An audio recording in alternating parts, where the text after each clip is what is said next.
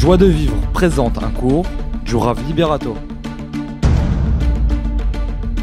On va commencer avec un message que vous avez peut-être dû passer de Rabbi David Abou-Hatzera, qui a été confirmé par le frère du shamash de Rabbi David. Il a appelé son frère. Rav Uzan, c'est un des shamashim de Rabbi David, c'est un francophone.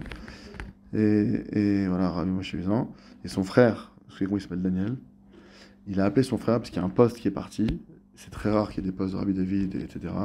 C'est déjà arrivé qu'il y ait des fausses choses qui sont passées. Il a appelé son frère, et son frère, il lui dit, il a confirmé que ce message, il vient bien de Rabbi David. Et Rabbi David, il a dit, Bitlou et Akzerot, tous les décrets ont été annulés. Tzadik Chai Vekayam, le Tzadik, il est vivant. Et Rabbi David, il a dit, il a crié dans sa pièce, Mashiach Po, Mashiach, il est là. Détendez-vous, descendez le lachatz, toutes les pressions qu'on en arrive, tout va disparaître comme un clin d'œil. Il va y avoir des miracles extraordinaires depuis Kippour, depuis ce Kippour qui arrive, Bezrat Hashem. Mashiach, il va sortir dans la lumière. Mashiach va se révéler mamash, comme un Regaim Yenissim. Encore quelques instants, il va y avoir des miracles que personne n'arrivera à croire, tellement ils vont être énormes. Et à partir de maintenant, et ça je l'ai entendu plusieurs fois de la bouche du Rav Arush, Hachem, Nilcham, c'est Hachem en personne qui fait la guerre. En Sorer Betsarayota, il n'y a plus besoin de notre armée. C'est Hachem qui va faire la guerre en personne. Lo Leavil, ne plus avoir peur, ne plus s'effrayer, ne pas avoir peur du tout. Soit Hachem qui a fait la délivrance Hachem, elle vient en un instant, comme un clin d'œil. Akol Dimion, tout est imaginaire. Emuna, Ubitachon, Chazak, Bachem. Voilà, ce qu'il faut, c'est la Emuna, Ubitachon, Chazak, Bachem. Donc ça, c'est les paroles de Rabbi David. Zérat Hashem. C'est Barour et le Rav Arush, il a aussi dit cette année que c'était... Zérat Hashem. Faites des joyeux dès maintenant. Chaque instant, faut être joyeux. Et c'est de Milchama. Chaque seconde, c'est un miracle. Là, ce qui se passe, ce qu'on est en train de vivre en ce moment, il faut réaliser que c'est déjà... On est déjà dans des miracles qui sont au-delà depuis la sortie d'Égypte. On ne nous avait jamais lancé des missiles en Égypte. On n'a jamais des missiles de la taille d'immeuble qui étaient jetés sur nous, et que chaque missile il peut faire des centaines de morts. On n'était pas attaqué de cette manière. Aujourd'hui, on a été attaqué comme ça. Le Rav Shail a fait un cours, justement, il expliquait que là, les 400 missiles qu'on a reçus, les 400 missiles qui sont tombés, où justement il y a eu... déjà, ils n'ont pas tous été arrêtés, ça c'est un. Mais malgré tout, on voit que 400 missiles envoyés, c'est jamais vu sur un petit pays comme le nôtre. Il n'y a eu aucun mort, même pas un blessé. Et il y a eu un seul mort palestinien. Ouais. Voilà. Avec Donc, Ils sont tellement Gaza, ils sont tellement jumelles, ils sont allés chercher jusqu'à là-bas le petit. Vraiment, mais... Hachem, il nous montre que... Et, donc Hachem, vraiment le truc de fou. et le miracle qu'il racontait, après maintenant c'est sûr qu'Hachem il passe, entre guillemets, il habille le miracle, mais ce qui s'est passé là-bas, c'est qu'il y a plusieurs technologies pour arrêter les missiles, mais c'est des technologies qui sont très différentes les unes des autres, qui ne sont pas faites pour être combinées ensemble. Et même ça se demandait comment maintenant, quand Kippat Barzel il envoie un truc, comment l'autre système il croit pas que c'est... Comment il sait, voilà, comment les systèmes entre eux savent que ça c'est un missile ennemi, ça c'est un missile de chez nous. Vous voyez ce que je veux dire, imaginez quand ça tire de partout. Donc et ce qui s'est passé, le miracle, c'est que tous les systèmes de protection, il y a un système qui peut atteindre les missiles qui sont en dehors de l'atmosphère terrestre. Parce qu'ils envoient certains missiles qui passent en dehors de l'atmosphère terrestre et qui redescendent. Bah, ils arrivent à les atteindre. Il y a une technologie spéciale qui s'appelle Arrow, technologie Arrow qui serait là, voilà, qui permet d'atteindre les missiles qui sont hors de portée terrestre. Donc ça c'est un truc, voilà. Il y a le Kippat Barzel, donc sur les missiles, ça c'est les missiles de courte portée, d'accord, c'est les missiles qui sont à quand même une certaine proximité. Et il y a un autre truc, voilà, lui c'est moyenne et longue portée. Mais c'est trois systèmes qui sont totalement différents, qui ne sont pas coordonnés, ça veut dire... Et pourtant, ces systèmes ont fonctionné à la perfection lors de la dernière attaque qu'on a eue, de manière surnaturelle. Et les gens qui sont qui s'y connaissent et qui s'occupent de ça, ils ont dit, des gens pas croyants disaient, on a vu la main de Dieu, c'est pas possible ce qui s'est passé. C'était impossible. D'arriver à avoir un niveau de coordination comme ça. Et malgré tout, il y a des trucs qui n'ont pas été arrêtés. Mais même ce qui n'a pas été arrêté, c'est parti dans la mer, ou c'est parti dans des terrains déserts. Il faut comprendre le niveau de... Donc on est déjà en train de vivre tout ça. On est déjà dedans. Maintenant, c'est juste, il faut ouvrir les yeux. Et faut pas avoir peur de mamash, c'est rak emuna, c'est milchama emuna. D'ailleurs, Rabbi David Abou-Hatzera, il a dit il n'y a pas longtemps, vous avez peut-être vu passer là, il a dit au Rav Eyal Amrami, il a dit que le Rav Shalom Aroush ou Tzadik Ador, Rabbi Yoshua Pinto, il a dit que les clés de la emuna, elles ont été données au Rav Shalom Aroush de cette génération. On a des tzadikim autour de nous, on n'est pas orphelins, on n'est pas livrés à nous-mêmes, on a des grands tzadikim autour de nous, que même des histoires qui se passent, on s'imagine que ça n'existe plus aujourd'hui, elles existent, c'est juste que les vrais tzadikim sont cachés et voilés, et ils ne cherchent pas à faire savoir ce qu'ils font, etc. Rabbi Nachman en personne, il priait pour qu'on oublie ces miracles, qu'on oublie qu'il faisait des miracles. D'ailleurs, vous en connaissez quasiment aucun de Rabbi Nachman, j'imagine. Jamais vous entendez que Rabbi Nachman, il a fait un mofet ou un truc, c'est très rare, déjà il n'avait pas la même... il n'avait pas la même, on va dire, chaque tzaddik, il a des autorisations du ciel particulières. Le Baal Shem Tov, il avait l'autorisation de se révéler. Il a fait énormément de miracles. Ça faisait partie de ce qu'il a reçu du ciel. Rabbi Nachman, il n'a pas reçu l'autorisation du ciel. Il n'avait pas le droit de faire des miracles. Et bien qu'il en ait fait certains. Mais le plus gros, parce que le plus grand miracle, une fois on avait demandé à un des élèves de Rabbi Nachman, il dit, ton maître, il n'a jamais pas fait de miracle. Il a dit, c'est moi le miracle. Ce que j'étais, ce que je suis devenu. Le plus grand, il dit Rav Dessler. Il dit qu'à la fin des temps, c'est écrit qu'on aura des miracles qui vont être plus puissants que la sortie d'Égypte. D'accord? Rav Dessler, il dit c'est quoi ces miracles qui vont être encore plus puissants que la sortie d'Égypte? Il faut remettre du contexte. Ce qui s'est passé en Égypte, c'est déjà c'est incroyable. C'est les plaies qui se sont passées. C'est incroyable, oui, c'est incroyable. C'était tellement. Le même verre d'eau pris par un juif, ça est de l'eau pris par un esclave. Même pire que ça, un juif, il prend le verre d'eau dans la main, c'est de l'eau. Il le verse comme ça, l'Égyptien, il colle sa bouche, ça tombera du sang dans sa bouche, ça tombera de l'eau dans sa bouche. C'était un truc de fou. C'était millimétré, les plaies, elles tombaient que chez eux, pas chez nous. Il s'est passé des choses, la mer qui s'est ouverte, bon, c'est des miracles. Quand vous rentrez dans le détail des miracles, c'est un truc de dingue. Mais vraiment, le maître dit qu'il y aura encore plus fou que ça. Que là, la Géoula qu'on attend, ça va dépasser. On commence déjà à voir, le Rav Arush l'a dit clairement. Ce qu'on a déjà en train de vivre, c'est déjà au-delà de ce qu'on a vécu en Égypte. Ça a déjà dépassé. Mais il dit Rav Dessler, c'est quoi le plus grand des miracles? C'est qu'on va tous faire teshuva. C'est ça le plus grand miracle. Le plus grand miracle, c'est de se rapprocher d'Hachem. Le plus grand miracle, c'est d'arriver à Bémet, à réussir à se rapprocher, à changer ses midotes, à vraiment se dépasser pour Hachem. Et ça, c'est d'avoir un Chigadol. Maintenant, je vais essayer, avec l'aide du ciel, de poser des jalons par rapport à la Teshuvah, parce que maintenant, la Teshuvah elle-même, elle est mal comprise. D'accord? C'est quelque chose qui est mal compris, et c'est associé, la Teshuvah, elle est associée... on a malheureusement grandi dans des milieux occidentaux qui sont sous la dominance de l'Église. Et il y a eu des mélanges qui ont été faits dans l'approche du repentir. D'accord? Chez nous, en réalité, chez nous, il n'y a pas d'enfer au sens parlé. Quand on parle de Gehinnom, le Gehinnom dans la Torah, c'est un purgatoire. C'est quoi? C'est quelque chose qui va nettoyer la personne. C'est un karcher spirituel qui permet toute personne qui rentre au Gehinnom, chez nous, elle rentre au Gan Eden. Elle a accès au Gan Eden. Alors qu'entre guillemets chez les Goïms, tu iras en enfer, tu iras brûler en enfer, c'est la fin, quoi. Il va rester là-bas, il est bloqué là-bas, et l'autre il va au paradis, l'autre il va en enfer. Pas du tout. Chez nous, il y a même des rabbiniques qui prient pour aller en enfer. Parce qu'ils savent qu'en rentrant au Gehinnom, ils passeront au Gan Eden forcément. Le pire, c'est de ne pas être accepté au Gehinnom. L'acrobate, par exemple, il n'a même pas été accepté au Gehinnom. Il n'a pas de place là-bas. Ce qu'il a fait, c'est tant qu'il y aura quelqu'un qui va croire en sa bêtise, il n'aura pas de réparation possible. La Gemara en parle. Donc, il y a des choses il y a de la vérote, Dieu préserve des choses qui font qu'on n'ait même pas accès au Gehinnom. Maintenant, on va essayer de rentrer dans c'est quoi la tchouva, comment ça fonctionne.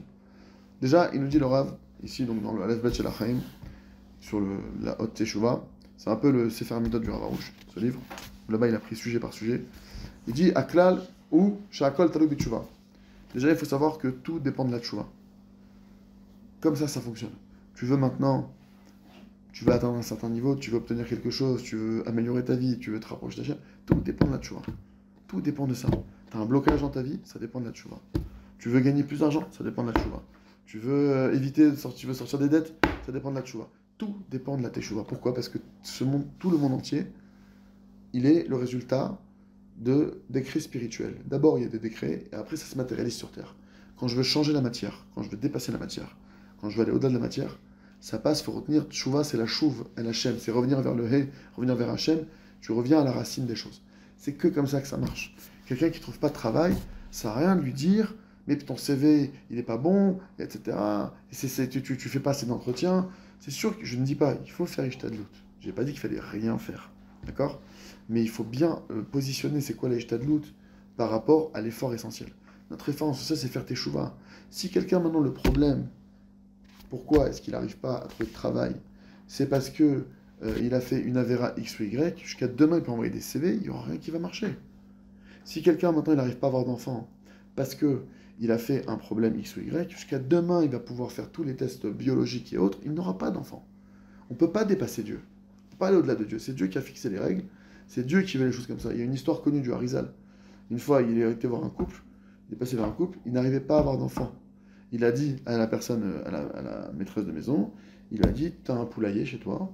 Dans ton poulailler, avant, il y avait une pierre il y avait le poulailler donc, qui a une certaine hauteur. Il y avait une pierre qui permettait de passer au poulailler. Aujourd'hui, cette pierre, elle a été retirée. Les poussins ont une très grande souffrance à rentrer au poulailler. Mesure pour mesure que maintenant, tu as manqué de miséricorde envers eux. C'est de la rachamim. Hachem, il t'a fermé ton rechem. Il t'a fermé ta matrice. Rachamim et rechem, c'est les mêmes lettres. Donc, et maintenant, cette personne-là, donc, elle a été métakensa, elle tombe enceinte. D'accord? Donc, c'est comme ça que ça fonctionne. C'est-à-dire que tout dépend de ça, c'est pas de la rigolade, c'est pas de la... Maintenant, c'est sûr que dans ce monde, le olam, c'est du lachon elem, il y a un voile. Évidemment, si tout était si clair à nos yeux, il y aurait plus de libre arbitre, d'accord? Et tout serait évident. Quand un Mashiach va venir, c'est un peu, entre guillemets, l'autre côté de la pièce, c'est que tout va être révélé. On n'aura plus de mérite. C'est fini. Tu vas dire, ah mais je fais Shabbat, mais comment ne pas le faire? Ouais, mais je mange Kesher, mais comment tu pourrais faire autrement? Quand quelqu'un il voit de ses yeux, il le voit, avec une conscience parfaite des choses, il n'y a plus aucun mérite. C'est pour ça que la valeur des derniers instants en Mashiach, chaque effort qu'on fait, là je parle à quelqu'un qui m'a dit non, mais moi je viendrai peut-être l'année prochaine à Oman. Je dis mais l'année prochaine, s'il y a un Mashiach qui vient, ça n'a aucune commune mesure. Là tu viens, Messirot Nefesh, tu sais, ils m'ont dit moi je peux pas, 30 heures à l'aller, je sais pas, 40 heures au retour, et on a pris des mamaches. Mais d'un autre côté, on est parti pour accomplir les paroles du tzaddik. Les paroles de Rabbi Nachman. Et s'il y avait eu un autre tzaddik aussi, je le précise, c'est important, il y aurait un autre tzaddik qui aurait demandé, qui se serait engagé comme Rabbi Nachman et qui aurait promis comme lui, on aurait été aussi. Nous, on est rachamim. On a foi dans les paroles de nos sages. Mais maintenant, tu me dis, j'écoute les sages comme Machar qui s'est révélé, c'est facile. Il y a Machar qui est à nos côtés maintenant. D'accord? Donc, bien qu'il y aura une période aussi, on dit qu'il y en a qui vont peut-être pas l'accepter au début, etc. Mais on a une transmission que le Machar, il aura 13 ans quand il va se révéler. Et donc, ça va porter une difficulté de se soumettre à un enfant de 13 ans. Comme ça, on a une transmission chez Breslev.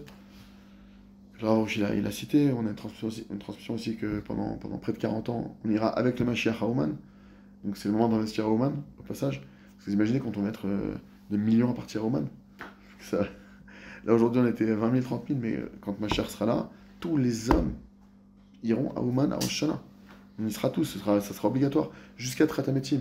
Et a priori, il y aura 40 ans. Après, maintenant, ce que je vous dis là, les choses elles peuvent bouger. Mais nous, on a une transmission comme ça. Pendant 40 ans, on sera là-bas avec Mashiach. Jusqu'à ce qu'il y ait Tratametim. Il va falloir 40 ans pour nettoyer, que Mashiach il nettoie le monde. Parce que ce qu'il disait à Rav Rouch, il a dit, mais vous croyez quoi que Mashiach il va venir? Coup de baguette magique, au coup pocus, ça y est, le monde il est changé, c'est fini. C'est pas possible. Ça fait 6000 ans qu'on est, presque 6000 ans d'existence du monde. Ça va pas se passer en 2 secondes. Le Mashiach il va lui falloir 40 ans d'avoda. Vous croyez que le Mashiach il va faire ça tout seul? Le Mashiach il va demander, qu'est-ce qui rentre dans mes rangs? C'est qui rentre dans mes rangs, dans les rangs de l'armée du Mashiach, pour pouvoir maintenant grandir dans Hachem sur terre. Ça va pas se faire comme ça. C'est pas. Le réveil, il faut arrêter de rêver. Que d'un coup, aujourd'hui, on vit d'une certaine manière, Mashiach vient, ça y est, tout va changer, il y aura plus. C'est faux. On va continuer à vivre pareil. On va manger, on va dormir, on va boire. Il va y avoir des changements, certes, mais le monde va rester le monde jusqu'à un certain moment où le monde va devenir lumière, il va se passer d'autres étapes que je ne maîtrise pas. On verra quand on y sera. Mais en attendant d'arriver à toute cette purification, on va devoir agir. D'accord? Non. C'est une chose d'attendre, entre guillemets, j'attends la venue du Mashiach avec... Il y a une mitzvah de l'attendre à chaque instant, mais le fait d'attendre Mashiach ne doit pas me mettre, nous, en attente. Vous comprenez? C'est-à-dire que je ne dois pas attendre que ça tombe du ciel. J'attends que le Mashiach, je sais qu'il peut se révéler à chaque instant, mais moi, je dois donner 100% de ce que j'ai maintenant à Hachem pour qu'il se révèle Mashiach. Rabbi David de Boratzera, il a dit en personne, il a dit, tout celui qui diffuse l'enseignement du Rav Shalom Aroush, le Mashiach en personne le remerciera. C'est ces mots. C'est même pas nous qui l'avons entendu, c'est d'autres chassidim d'une autre chassidoute qui se retrouvaient chez lui. Ils avaient les livres du Rav Aroush, je sais pas comment ils sont venus à dire ça à Rabbi David, qu'ils diffusaient ça autour d'eux. Rabbi David, il leur a dit ça. Il a dit, on peut diffuser en votre nom? Il a dit oui. Pourquoi? Parce que maintenant, le travail de Mashiach, c'est quoi? C'est de nous faire connaître Hachem. Le travail de Mashiach, c'est de nous faire comprendre qu'on doit se tourner vers Hachem, que c'est Hachem l'essentiel, qu'il n'y a rien d'autre en dehors d'Hachem. Et si maintenant, moi, je fais ce travail pour moi et je le diffuse aux autres, mais c'est le travail de Mashiach que je suis en train de remplir. Donc Mashiach, oui, va me remercier que j'ai facilité la tâche. D'accord? Le Rav Rouch, il a dit, tous ceux qui diffusent ces enseignements, il a dit, vous serez sur la première liste du Mashiach. Vous serez les premiers dans la liste du Mashiach. Kepchuto, Rav Yehuda Zev Lubavitch, un des maîtres du Rav Rouch, qu'on sait de lui, ça a été révélé après sa mort, c'était le roche de la Medvav Tzadikim. C'était la tête des 30 Tzadikim cachés. C'était lui, je ne sais pas si on imagine de quoi on parle. Rav Rouch, il dit, c'était Pachad Elokim. Avant, j'ai dit, si jamais un jour, ça arrivait qu'il y a une vision qui avait été, que j'avais vu un truc qu'il fallait pas, je pouvais pas aller voir mon maître, je pouvais pas me présenter devant lui. Je tremblais d'aller voir devant lui. Quand il m'a dit, quand j'allais le voir, il me disait aujourd'hui, tu as été faire une des doutes, tu as dit ça et ça à Hachem, dans les mots, dans le détail près. Il me dit, tu trembles. Il voyait tout, il savait tout. Et Rav Yehuda Lubavitch, il avait même dit à ses élèves, il dit, comment vous n'avez pas peur de moi? Les anges, ils ont peur de moi. Et d'ailleurs, une fois, ils se sont réunis, tous les tzadikim nistarim de la génération, ils se sont réunis chez lui. Les Ruach HaKodesh, ils se sont coordonnés arriver chez lui. Et pour déclencher Mashiach. Ils voulaient que Mashiach il se révèle, ils voulaient activer ça, mais ils ont besoin de l'accord de leur Rav. Rav Yehuda, c'est comme à l'ONU. S'il y a le veto, ça passe pas. Et Rav Yehuda Lubavitch, qui est le Rav des 36 tzadikim cachés, s'il mettait son veto, ça bloquait. Ils sont venus, et quand ils sont venus pour le voir, c'est le Rav Aaron Stern qui raconte ça. Peut-être que le Rav Roshi était là-bas, il l'a pas dit. Tous les ceux qui sont cachés, ils vous le disent pas. Parce que être un tzaddik caché, ça veut pas dire qu'on ne le connaît pas. Ça veut dire qu'on n'a pas idée de ce qui se cache derrière lui. On le voit comme ça en apparence, il est devant nous, il fait des sourires, il paraît gentil, mignon, comme ça, sympathique, et on ne sait pas ce qui se passe derrière. On ne sait pas que le monde entier tient sur ses épaules, que Léonavi le voit toutes les nuits, on n'imagine pas. Ces tzadikim-là, ils existent, on les côtoie. C'est juste que, il y en a qui ont le srout de voir que voilà, et il y en a que, moi, le seul truc, par exemple, que personnellement j'ai compris du Rav Shalom Aroush, c'est que j'ai compris que je ne pouvais pas comprendre son niveau. Il fallait le comprendre déjà, ça. J'ai compris que c'est impossible de comprendre. C'est au-delà de notre portée, c'est pas quelque chose qu'on peut, sachant que de jour en jour il travaille, on ne sait pas s'il dort bien là, et c'est pas le seul, je parle de mon Rav parce que c'est celui que je côtoie, mais Rabbi David Pratira, il y en a d'autres, Rabbi Amos de Natania, il y a des tzadikim Anakim, on n'a pas idée. Bref, donc ils se sont tous réunis chez Rabbi Lubavitch pour que Mashiach vienne. Rabbi Lubavitch il a dit comme ça à son shamash, pendant sans qu'il lui parle, il a dit à son shamash, il dit, moi, Rav Intel, il a fait la Shoah, il a vécu la Shoah, maintenant Rabbi Lubavitch, il a vécu la Shoah.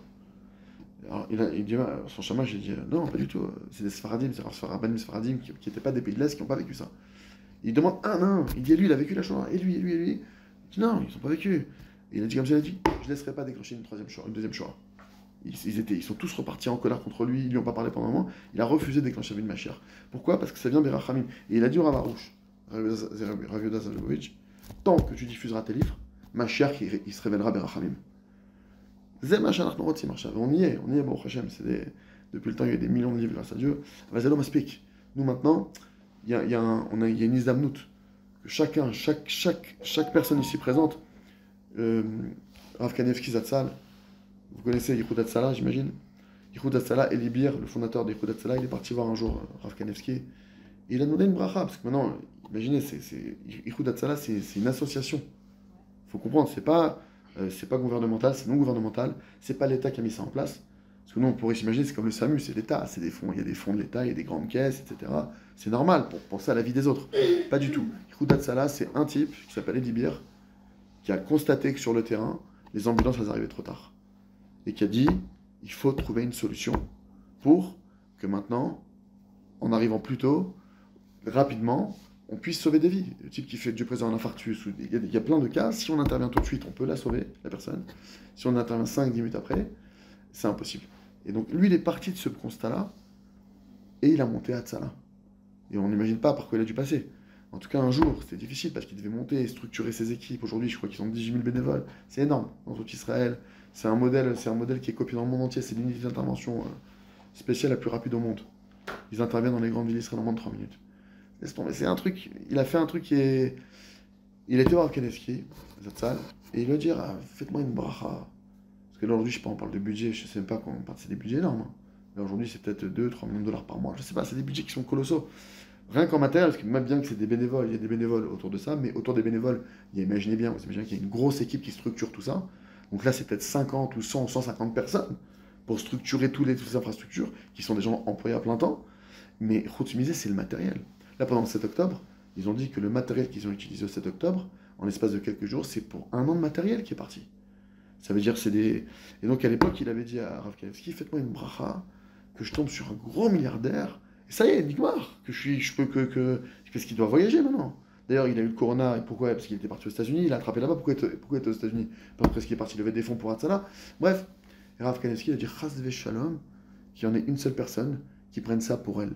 Il dit ce que tu fais, c'est Hatzalat Nefashot, il faut que toi, Misraël, il ait une part dans ça. Il faut que chaque juif il puisse avoir le mérite d'avoir ce srout, ça ne doit pas appartenir qu'à une seule personne. Il n'a pas laissé. Et Rav Kanevski a dit moi, le premier, je veux participer, il a sorti un billet de 200 shekels, il a donné 200 shekels. c'est notre rôle à chacun d'entre nous.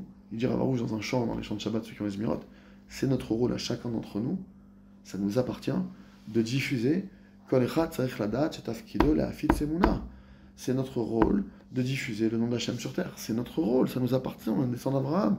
Maintenant, il y en a qui vont peut-être le diffuser version Hatzala, il y a les bénévoles qui sont pris quelques minutes par jour par-ci par-là, il y a les gens qui sont au bureau carrément, que c'est du matin au soir.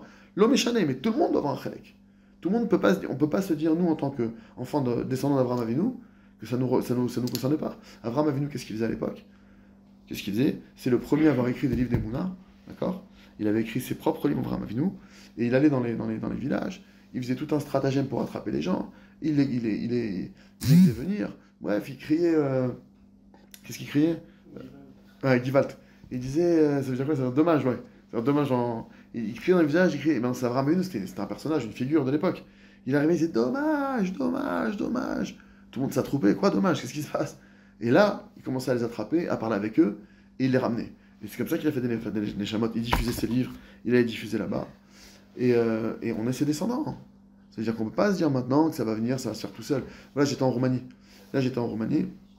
Bon, Hachem, sur le retour, on a dû donc louer, bon, Hachem, un appartement, un logement, parce qu'on ne pouvait pas arriver à l'aéroport, 5000 personnes, les avions ont été annulés, il n'y a plus de vol.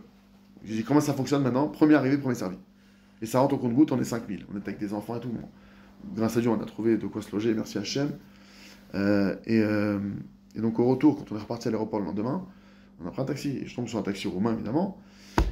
Et le type, il me dit que je le connais pas. Il me dit, j'ai perdu ma sœur, elle avait 33 ans.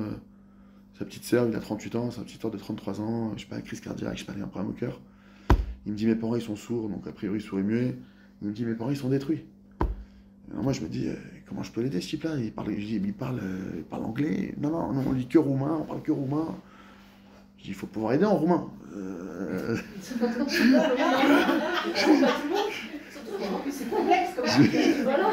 Et moi, j'ai de la peine, parce que moi, j'imagine ses parents, déjà à l'époque, ils sont sourds et muets, ils avaient que 2 enfants, ils ont perdu leur fille. Et Minachem, je me rappelle que nous, on a monté un site internet qui s'appelle toraemouna.com, qui est traduit en 109 langues. Au début, je me suis dit, est-ce que le jardin de la foi, je peux faire un Google Translate, je le mets en... Je suis en train de réfléchir comme ça, après je me prends la tête. On a fait toraemouna.com, il existe en 109 langues, il y a le roumain. J'ai dit dans ma tombe WhatsApp, j'ai été sur le site, j'ai pris sur le côté roumain, je lui ai envoyé le truc, j'ai dit voilà, on est en anglais, j'ai dit voilà, fais voir ça à tes parents. En plus, ils sont sourds et muets, donc comme ils peuvent lire, quand même, il y a des... Le langage des signes en roumain, ça doit être une expérience. C'est ça. C'est ça, donc la langue, elle est pas... Bref, donc... mais bon, Hachem, que c'est à nous de le refaire. Vous comprenez bien que, en plus là-bas, c'est un pays très spécial. Il y avait des, je parle des croix en LED. Il y avait des croix géantes en LED en pleine nuit. C'est-à-dire, le pays, il est allumé, quoi. Mais ça fait de la peine. Ça fait de la peine. Ils n'ont pas des moulins. Et il me dit, mes parents, ils sont détruits, mais je les comprends. Ils ont perdu un enfant, qu'il n'y a personne pour... Pour eux, il n'y a pas de sens. La vie n'a pas de sens. Tout le monde, il est là pour manger, dormir et se finir. Ça se finit sous terre. Ils ont perdu un enfant comme ça, ils ne comprennent pas. Donc bon, Hachem, mais c'est notre rôle de faire ça. Si c'est pas nous qui le faisons, qui va le faire? Excusez-moi, mais Torah et Mouna, mais ils sont juifs, les gens? Alors, le site toraemouna.com, c'est un site qui est destiné à l'humanité. Ah. De toute façon, déjà, il faut savoir que la Emouna, c'est universel. Non, Okay. Bon, puis il y a la noircite aussi. Même les Golim, ils sont tenus de faire les mais non, les Mouna, ok, Naval Torah. Oui, alors pourquoi je l'appelle Toraemouna? C'est un choix que j'ai fait parce que justement, le problème qu'il y a, c'est qu'il y a des gens qui sont, entre guillemets, croyants, mais et ils peuvent prendre. C'est-à-dire que si je ne mets pas Torah et Mouna, ils vont prendre ce qu'on a dit là-bas, ils vont l'associer à l'acrobate. Donc j'ai voulu d'emblée de jeu préciser, c'est Torah et Mouna ici, voilà maintenant. Tu veux pas Torah, c'est pas grave, va ailleurs. Tu veux des trucs bizarres, c'est pas chez nous. Tu veux maintenant la Torah et la Emouna qui vient de notre Torah, de notre transmission depuis Abraham Avinu, qui a été donnée au Mont Sinaï, depuis Moshe Rabbeinu. Tu veux cette Torah-là, on peut te la donner. Mais qui reçoivent les maîtres. Il y a des pays qui sont très croyants, notamment les pays hispanophones, mais ils croient en des bêtises monumentales. Des trucs... D'accord, il n'y a pas que le nirvana, là, toute cette notion de nirvana qu'on a en Inde. Ok, donc ils ont un côté spirituel, mais en fait, il y a peut-être des trucs qui sont attrapés de chez nous, mais ça veut dire, c'est des grands idolâtres, ils ont déformé certaines notions. Donc j'ai voulu mettre un truc où c'est de la Torah. Le type qui disparaît, le site s'appelle Torah, voilà. Ça veut dire maintenant, on rentre pas dans un doute, l'adresse elle est comme ça. Et donc on l'a envoyé là-bas. Et voilà, on l'a fait en 109 langues, il y a encore d'autres langues qui sont sorties là qu'on va mettre à jour. Et c'est à nous, on est hors la goïm. On est là pour éclairer la nation. D'accord? Il faut savoir que le peuple juif s'appelle Goy Kadosh. Nous-mêmes, on est des goïms. C'est quoi être un goy? C'est un peuple. Sauf qu'il y a un peuple. C'est quoi un peuple Kadosh? C'est un peuple qui a été réservé. D'accord? De la même manière qu'au Beth Amikdash, Dieu, il a réservé les Kohanim. Les Kohanim, ils n'ont pas de travail normalement. C'est-à-dire qu'un Kohen, il n'est pas censé être vendeur de jeans, j'en sais rien. Le Kohen, il est censé être réservé au temple. Les Lévis, c'est pareil. Ils sont censés, normalement, ils n'ont pas de terre, on leur donne des terres, ils sont entre guillemets logés par nous-mêmes, par tout le peuple, parce qu'ils sont faits un service pour tout le monde. Donc ils sont réservés, ils ont été réservés. À la base, c'est les premiers qui étaient réservés. Il y en a un qui est vendeur de jeans, Lévis. Oui, voilà. Mais c'est Strauss, c'est Strauss qui fait le boulot, c'est pas... Bref, donc maintenant, nous, quand on dit Goy Kadosh, d'accord, c'est quelque chose qui a été, entre guillemets, nous, on est effectivement le peuple élu, mais il y a eu une déformation, c'est qu'il faut savoir qu'on n'a pas été élus pour être des stars Hollywood, on a été élus pour être des étoiles qui éclairent les nations. Nous-mêmes, on a appelé une nation, sauf une nation sainte. Nation, quand on dit Kadosh, c'est réservé. Quelque chose qui a été Ekdesh au Beth Amikdash, c'est que je dis, cette chose-là, je l'offre au Beth Amikdash. Non, c'est Ekdesh. Quand je définis un objet, je dis cet objet-là, je l'offre au Beth Amikdash, il a été sanctifié, il a été réservé, je ne peux plus faire une autre utilisation de cet objet. Le peuple juif, il a été Mukdash pour Hachem. On a été réservé à Hachem, de la même manière qu'il y a le Kohen au temple, nous sommes les Kohanim de l'humanité. Qu'on le veuille ou non, c'est notre rôle. Et le Kohen de l'humanité, il est là, comme le Kohen Gadol, quand tu viens au temple, c'est lui qui va gérer ton korban, qui va te guider comment faire ton korban, etc. Au passage, le Beth Amikdash, il avait 70 portes, pour chaque nation, il avait sa porte. D'accord? Donc c'est là où on voit le Hémet. Et moi, il n'y a pas de porte à l'église pour un juif, il n'y a pas de porte dans une mosquée pour un juif ou pour une autre religion. Au contraire, c'est des religions qui sont, entre guillemets, meurtrières, parce que si tu fais pas ce qu'eux ils disent, alors que chez nous, pas du tout. Chez nous, Birklal, le judaïsme n'est pas une religion. Comment de dire que maintenant il ne faut pas tuer, c'est le mode d'emploi du Créateur. Le judaïsme, c'est pas une religion, et ce n'est pas être religieux que de faire Shabbat. Non, c'est entre guillemets avoir du bon sens. Le Créateur, il m'a dit, si tu dois faire Shabbat, parce que tu es équipé d'une âme, d'une neshama, et cette neshama-là, elle a besoin de ces conditions pour vivre.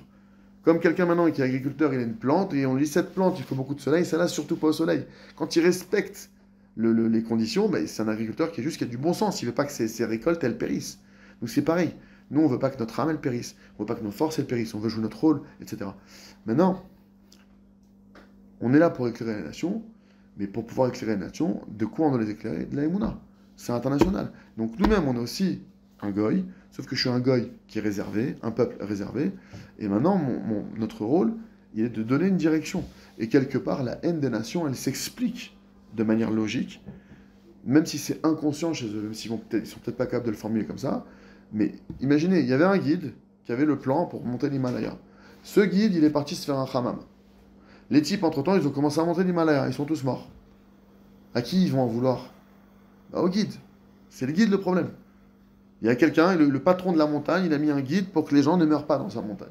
Le guide, il est parti en vacances. Les types, ils ne savaient pas, ils n'ont pas le choix. Ils sont arrivés là, ils doivent monter la montagne. Maintenant, c'est leur challenge de la vie. Donc, la haine des nations, il y a eu des études qui ont été faites. Que c'est illogique, l'antisémitisme est illogique. Nahon, il n'est pas logique d'un point de vue terre à terre, c'est d'un point de vue spirituel. Les âmes des nations savent que c'est à nous de les éclairer. Et quand nous, on ne joue pas notre rôle, ben, elles sont dans le décor. Aujourd'hui, aujourd'hui on dit qu'il y a des idolâtries dans le monde, c'est parce que nous, peuple juif, on n'a pas fait notre rôle. Et c'est pour ça qu'on va activer les choses maintenant. Il faut absolument qu'avant que Mashiach vienne, qu'on ait déjà fait des choses. Parce que Mashiach, s'il vient maintenant qu'on n'a rien fait, qu'est-ce qu'il va nous dire? Il ne va pas aller voir les Romains pour leur dire vous êtes des idolâtres, c'est évident, ils n'ont rien reçu. Mais par contre, il va venir nous voir nous. Vous étiez à Jérusalem, vous avez connu Ravarouche, vous avez suivi un de la foi. Et alors, vous avez fait quoi avec tout ça? Ah, vous avez pensé vos mitzvot, votre petit Télim, votre truc. Il m'a pita, mais toutes les nations du monde qui bafouent le nom d'Hachem, ça vous a pas dérangé? On pourra rien dire, qu'est-ce que vous voulez qu'on dise? On va dire, mais moi je savais pas, moi je pensais que c'était. Ma pita. En plus, on va dire, mais moi qu'est-ce que vous voulez que je fasse? Ben, je sais pas, t'as un groupe WhatsApp de 800 personnes, t'as un groupe Facebook, t'es dans 50 groupes Facebook, vous voyez ce que je veux dire? On pourra rien redire. Donc là maintenant, nous, il y a la tchouva. Là, je vous parle de la tchouva, il y a la tchouva de le fait de faire tchouva moi-même sur mes fautes, etc., mais aussi le fait de faire tchouva sur le fait que je me suis peut-être écarté en tant que juif de là où je devrais me concentrer. Même si je ne peux pas faire du 100%, mais avoir une part, notamment dans la diffusion de la Emouna, parce que c'est mon rôle. Si c'est pas moi, fils d'Hachem, on est les enfants d'Hachem Kepchuto, c'est nous qui sommes appelés les enfants d'Hachem, les nations du monde sont appelées les créatures d'Hachem. Ce ne sont pas les enfants d'Hachem. C'est des notions qui sont précises. C'est pas du péjoratif, c'est pas péjoratif. Mais c'est que les enfants ont la responsabilité du royaume. On a la responsabilité de l'honneur d'Hachem, de la réputation d'Hachem, de la gloire d'Hachem. Eux, les créatures d'Hachem, non. La preuve, un goy qui fait une bêtise, ce n'est pas un chilul Hachem. Un juif qui fait une bêtise, c'est un chilul Hachem. Nous sommes associés au nom du roi. Les nations ne sont pas associées au nom du roi. C'est que Hachem, il a construit des choses comme ça. Mais moi, maintenant, en tant que fils d'Hachem, je dois prendre conscience de mes fonctions royales et je dois me mettre au travail. Je dois me mettre au travail. Déjà, première chose, je dois moi étudier la Emouna parce que je ne peux pas diffuser quelque chose duquel je ne me suis pas abreuvé. Ça, c'est un. Je dois m'abreuver d'Emouna. Parce que même la tchouva, on parle de tchouva, mais si quelqu'un maintenant, il n'a pas été barricadé en Emouna, la tchouva qu'il va faire, elle est non et non avenue, parce qu'il n'y a pas de sens. Prenons un cas concret. Quelqu'un maintenant, je ne parle pas des petites choses que ça arrive de temps en temps, c'est rare de faire telle ou telle bêtise. Quelqu'un maintenant, une fois, il a sa langue à la fourchée, il a fait un mensonge. C'est quelqu'un qui ne ment jamais, par exemple. Ok, quelqu'un il a fait un mensonge une fois, alors qu'est-ce qu'il va faire, cette personne? Elle va être devant Hachem, elle va faire comme le Rambam lui demande de faire, vidouille, je vais reconnaître ma faute devant Hachem, maître du monde, je te demande pardon, jeudi 24 octobre, à 8h du matin, quand telle personne m'a parlé, elle m'a posé cette question, j'ai menti. J'ai menti, je te demande pardon, je regrette, aide-moi à plus recommencer, je m'engage moi à plus refaire ça, je me reprends à partir de maintenant, etc. Ok. Maintenant, admettons que cette personne ne va plus mentir, ok, c'est-à-dire, elle s'est engagée à plus refaire, elle a pu refaire, elle a fait le chouva, d'accord? Elle a fait le chouva. Bien que la chouva, si je veux rentrer un peu plus profondément dans cette chouva, pourquoi est-ce que j'ai menti? Parce que peut-être j'ai eu peur. Pourquoi j'ai eu peur? Parce que je manque des bons noms à Hachem, donc au final, ma faute. Il faut voir qu'est-ce qui m'a entraîné au mensonge. Qu'est-ce que j'ai cru que j'allais gagner en mentant? J'ai cru que j'allais gagner plus d'argent peut-être, ou j'ai cru que j'allais faire un contrat peut-être. Qu'est-ce que j'ai cru que je gagnais en mentant? Qu'est-ce que j'ai cru que j'allais obtenir? Et pour faire chouva sur ça, j'ai cru que je faisais ma part à ça, donc je me suis dit, ça m'est déjà arrivé de parler avec des commerciaux qui me disent, on n'a pas le choix. Si on dit la vérité, on ne va pas vendre. Donc c'est toi qui fais ta part à ça alors, si je comprends bien. Sans toi, il n'y a pas de part à ça, donc sans toi, tu serais mort, quoi. En fait, toi et ta famille, Hachem vous laisserait mourir, parce que heureusement que toi, tu es là à être miséricordieux, à penser à toi, heureusement, sinon, Dieu t'aurait laissé tomber. En Roumanie, on nous a amené des sandwichs. En Roumanie, j'ai croisé un juif, j'étais sûr que c'était un bête rabat de Roumanie qui était venu. Je lui dis, ah, vous êtes le bête rabat? Il dit, non, pas du tout, je suis un businessman, parce que je le vois distribuer des bananes. Je vois qu'il amène à manger, je dis, ah, bravo, c'est gentil. Il me dit, mais t'as dormi où, toi? Comment t'as fait, là, depuis combien de temps? Je dis, non, moi, grâce à Dieu, hier, j'ai un ami, il a loué un truc directement. Parce que ce qui s'est passé, 20 000 personnes d'un coup qui veulent se loger, vous imaginez? Les prix ont flambé, c'était plus accessible. C'est-à-dire que la villa qui coûtait 100 $, elle est passée à 4 000 $ la nuit. En Roumanie, hein. J'imagine le délire. Une villa roumaine, 4 000 $. C'est-à-dire, c'était inaccessible. Les billets ont flambé, tout a flambé. D'accord? Évidemment. Parce qu'on était d'un coup, voilà, la loi de l'offre de la demande. Donc lui, qu'est-ce qu'il a fait? Il m'a dit, bah, de toute façon, ah bon, Hachem, t'as été bien logé, mais de toute façon, moi, hier, j'ai rempli des hôtels. Il a payé des hôtels à, je sais pas quoi, des centaines de personnes. Donc pourquoi je lui disais ça? Pourquoi je parlais de lui? Donc, en Roumanie, en tout cas, Hachem, il a été doïk. Hachem, il a oublié personne. Hachem, il a envoyé des gens purs qui sont venus nous amener à manger, qui sont venus nous donner de l'eau, et qui ont même logé des gens. D'accord? Donc Hachem, il a besoin de personne. Après, je trouve mais Makom, c'est écrit dans son nom, Hachem, il a plein d'envoyés sur terre. Ah, pourquoi j'ai menti? Il faut revenir au chorage du problème. Parce que j'ai cru que c'était moi le boss. Parce que j'ai cru que c'était moi la parnassa. Pourtant, t'as dit que la parnassa, elle est fixée en Rosh Hashanah. Alors pourquoi tu mens? Hachem te dit ne mens pas. Toi, tu dis je mens. Hachem te dit mais je t'ai déjà prévu de ton gagne-pain. Pourquoi tu veux gagner comme ça ton gagne-pain? Parce que ce qui va se passer, c'est que si tu gagnes ton argent de manière sale, ça va salir une pomme pourrie qui rentre dans ton panier. Ça va pourrir toutes les autres pommes. Et ce sera un argent qui n'aura pas de bracha. Et bien, mec, il y a des gens, vous en avez peut-être autour de vous, qui je comprends pas. On a beau rentrer de l'argent, ça part en fumée. Ma vache, Kipchuto. Ils payent tout au prix fort. Alors ils vont faire des kiffs, hein, mais ils payent tout le temps 5 fois le prix. Il a acheté la voiture, bon, il y a un accident, voilà, avant l'assurance. Que des problèmes. La machine, elle tombe en panne juste après la garantie. Il faut racheter une. Que des galères constamment. Pas de bracha. Pas de bracha, de la tristesse, de la colère. Bracha, c'est que ça t'amène tu profites de ce que tu as, tu apprécies ce que tu as, etc.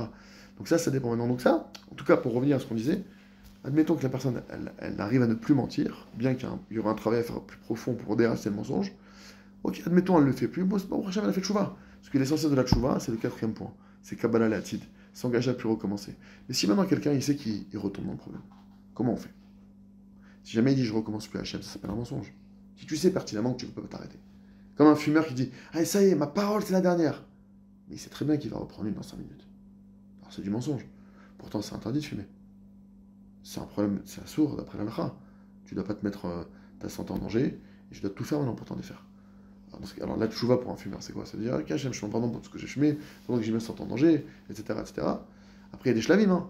Il y a des grands shlavim. Moi, là, encore une fois, là, quand on était à Ouman, déjà, il y a un premier shlav. Premier shlav que tous les fumeurs ils peuvent faire. Non, mais vraiment, pourquoi vous fumez autour des autres? Que t'endommages ta santé, d'accord. Pourquoi maintenant tu mets cette toxicité sur ceux qui t'entourent? Même ta femme ou tes gosses. Pourquoi tu les endommages? fume dans un coin, va dans un balcon tout seul, et mets-toi à l'écart, parce que même de fumer en pleine rue, puisque maintenant c'est quelque chose qui est officiellement interdit d'après la halakha. C'est comme si quelqu'un dit, je m'en fous de la halakha. Je fume devant tout le monde, je fume aux yeux de tout le monde, j'en ai plus aucun problème. Attends, si c'est un truc qui est interdit, comment tu peux le sortir comme ça? Et d'ailleurs, quand j'étais à un mariage où il y a eu des témoins, Ravarouche il demande directement si la personne est fumeur. Parce que celui qui est fumeur, il y a un psak halakha qui n'est pas sous l'aide. Pas sous l'aide, pas témoigner. Pourquoi? Parce que quelqu'un qui est prêt à, entre guillemets, à bafouer une halakha publiquement parlant, c'est une forme de mépris. Sa parole n'a pas de valeur. Son témoignage, c'est pas béton. C'est un type comme quelqu'un qui transgresse Shabbat publiquement. Je parle de quelqu'un consciemment, Shabbat, je m'en fous. Je fais ce que je veux. Ça a des conséquences. Donc, mais déjà, il y a des niveaux de chouva. Déjà, aujourd'hui, le type il fume, parce qu'à Ouman, vous imaginez bien, on était 20 000, 30 000. Et moi-même, je suis un ancien fumeur. Et je suis passé pour faire de chouva, il faut que je fasse encore plus de chouva sur ça. C'est qu'on a subi la fumée des autres. Des gens qui n'en ont rien à faire. Dans le car, j'ai des gens qui m'ont enlevé des cigarettes. Dans le car avec des vitres fermées. On est avec des enfants, c'est-à-dire qu'il y a des asthmatiques. Il y avait des. Donc il y a eu des. Mais faut comprendre, la personne a une tava, elle n'en peut plus, elle est dans le car, ça fait 3 heures, elle bouillonne. La nicotine lui fait un appel. En plus, le problème de la nicotine, c'est que les gens ils croient que je vais me faire un cigarette, je vais kiffer. Le seul kiff que la cigarette elle apporte, c'est le seul.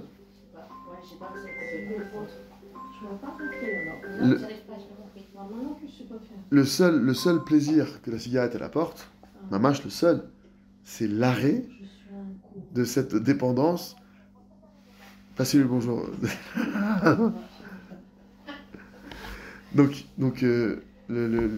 Bref, mais pour vous dire que déjà il y a des shlavim. Même quelqu'un maintenant qui me dit j'arrive pas à m'arrêter de fumer. Déjà tu peux t'arrêter de fumer devant les autres, ça c'est 1. Tu peux t'arrêter de fumer en public, ça c'est 2. Tu peux essayer de diminuer d'une cigarette. Il y a une tchouva à faire. Mais est-ce que je peux dire à Hachem, quand je sais que je ne peux pas m'arrêter, quand je vais m'arrêter, je ne peux pas dire ça. Ce serait juste un mensonge. Par contre, ce que je peux faire, dire à Barouche, dans toutes les choses de ma vie, où j'ai un Yetzirara débordant, comme une femme peut-être, ou un homme, comme de la Shonara, problème de jalousie. L'Oeda, chacun il connaît là où il se fait attraper. Comment je fais quand je suis face à un de mes démons? Comment je fais? Comment je peux faire tchouva sur ça? La seule tchouva qui est valable et qui est recevable à ce moment-là, c'est de dire à Hachem, ce Yetzirara-là, il est plus fort que moi. Je ne suis pas en mesure de m'arrêter tout de suite, pour être honnête avec toi, Hachem. D'accord? Je ne suis pas en mesure de m'arrêter. Merci Hachem pour le masgan. Merci Hachem pour la lumière. Merci Hachem pour la table. Là, parce qu'on est là, on a le Hesh de Rabbeinu, là, qui est... Le Hesh Torah.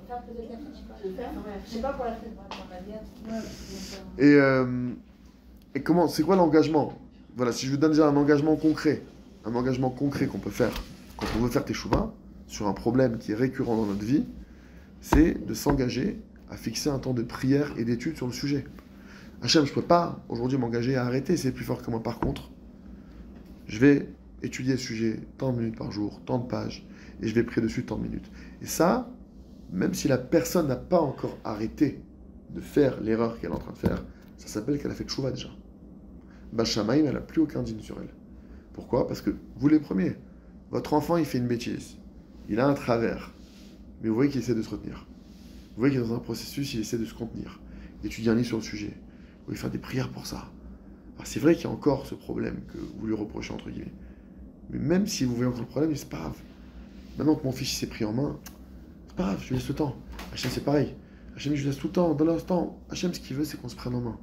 Se prendre en main c'est quoi? C'est de ne pas se voiler la face sur nos problèmes. Comme dit Rabbi Nachman, le Vaikar, l'olit pachet klal, l'essentiel c'est que tu n'aies pas peur de toi, c'est que tu n'aies pas peur, que tu ne te voiles pas la face, tu ne fasses pas l'autruche sur ton problème, et que tu fasses face au problème, même si ça te fait peur, même si des fois c'est effrayant. On a certaines zones d'ombre qui font peur. D'accord? Certaines zones d'ombre qu'on a peut-être hérité de nos parents, ou l'œil d'un de nos grands-parents, ou d'un guigul passé, j'en sais rien. Et ces zones d'ombre, elles peuvent faire très peur. Il faut les affronter de la bonne manière. De dire maintenant, Hachem, cette zone d'ombre, elle est plus forte que moi. Tachles. Parce que le Yetzirah, ce que je vous dis, c'est la Gemara qui le dit. C'est pas pour nous déresponsabiliser. Au contraire, se responsabiliser. Imaginez maintenant quelqu'un, il y a Mickey Mouse dans Mike Tyson. Mickey Mouse, il dit, allez, c'est bon, je vais me le faire. Mickey, t'es pas sérieux. Bon, imaginez un type comme ça. Allô, Mickey Mouse, c'est Mike Tyson. Non, c'est bon, j'ai fait de chouva, je vais l'éclater. Non, c'est irresponsable de faire ça. Il va te tuer. Il va te tuer. Le Yetzirara, c'est un ange de feu. On ne fait pas le poids. Il faut être clair, on ne fait pas le poids.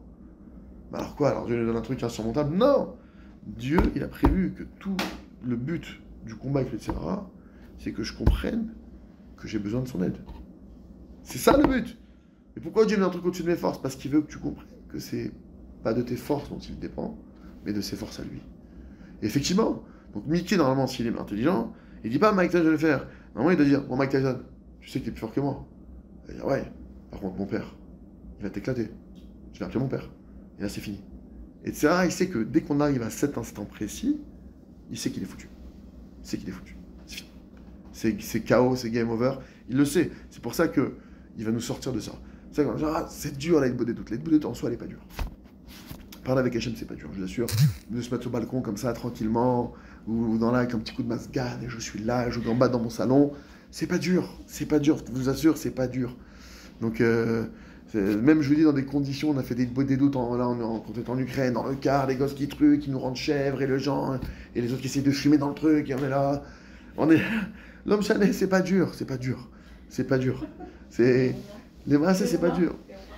Maintenant, ce qui est dur, c'est que Rabbi Nachman, il a dit, tout ce que je vais vous demander de faire, c'est facile. Mais maintenant que je vous demande de le faire, ça va devenir difficile. Parce que maintenant, il a mis le doigt sur des effets de levier. Et lui, il sait que si t'appelles papa Hachem, il sait que c'est réglé. Il le sait.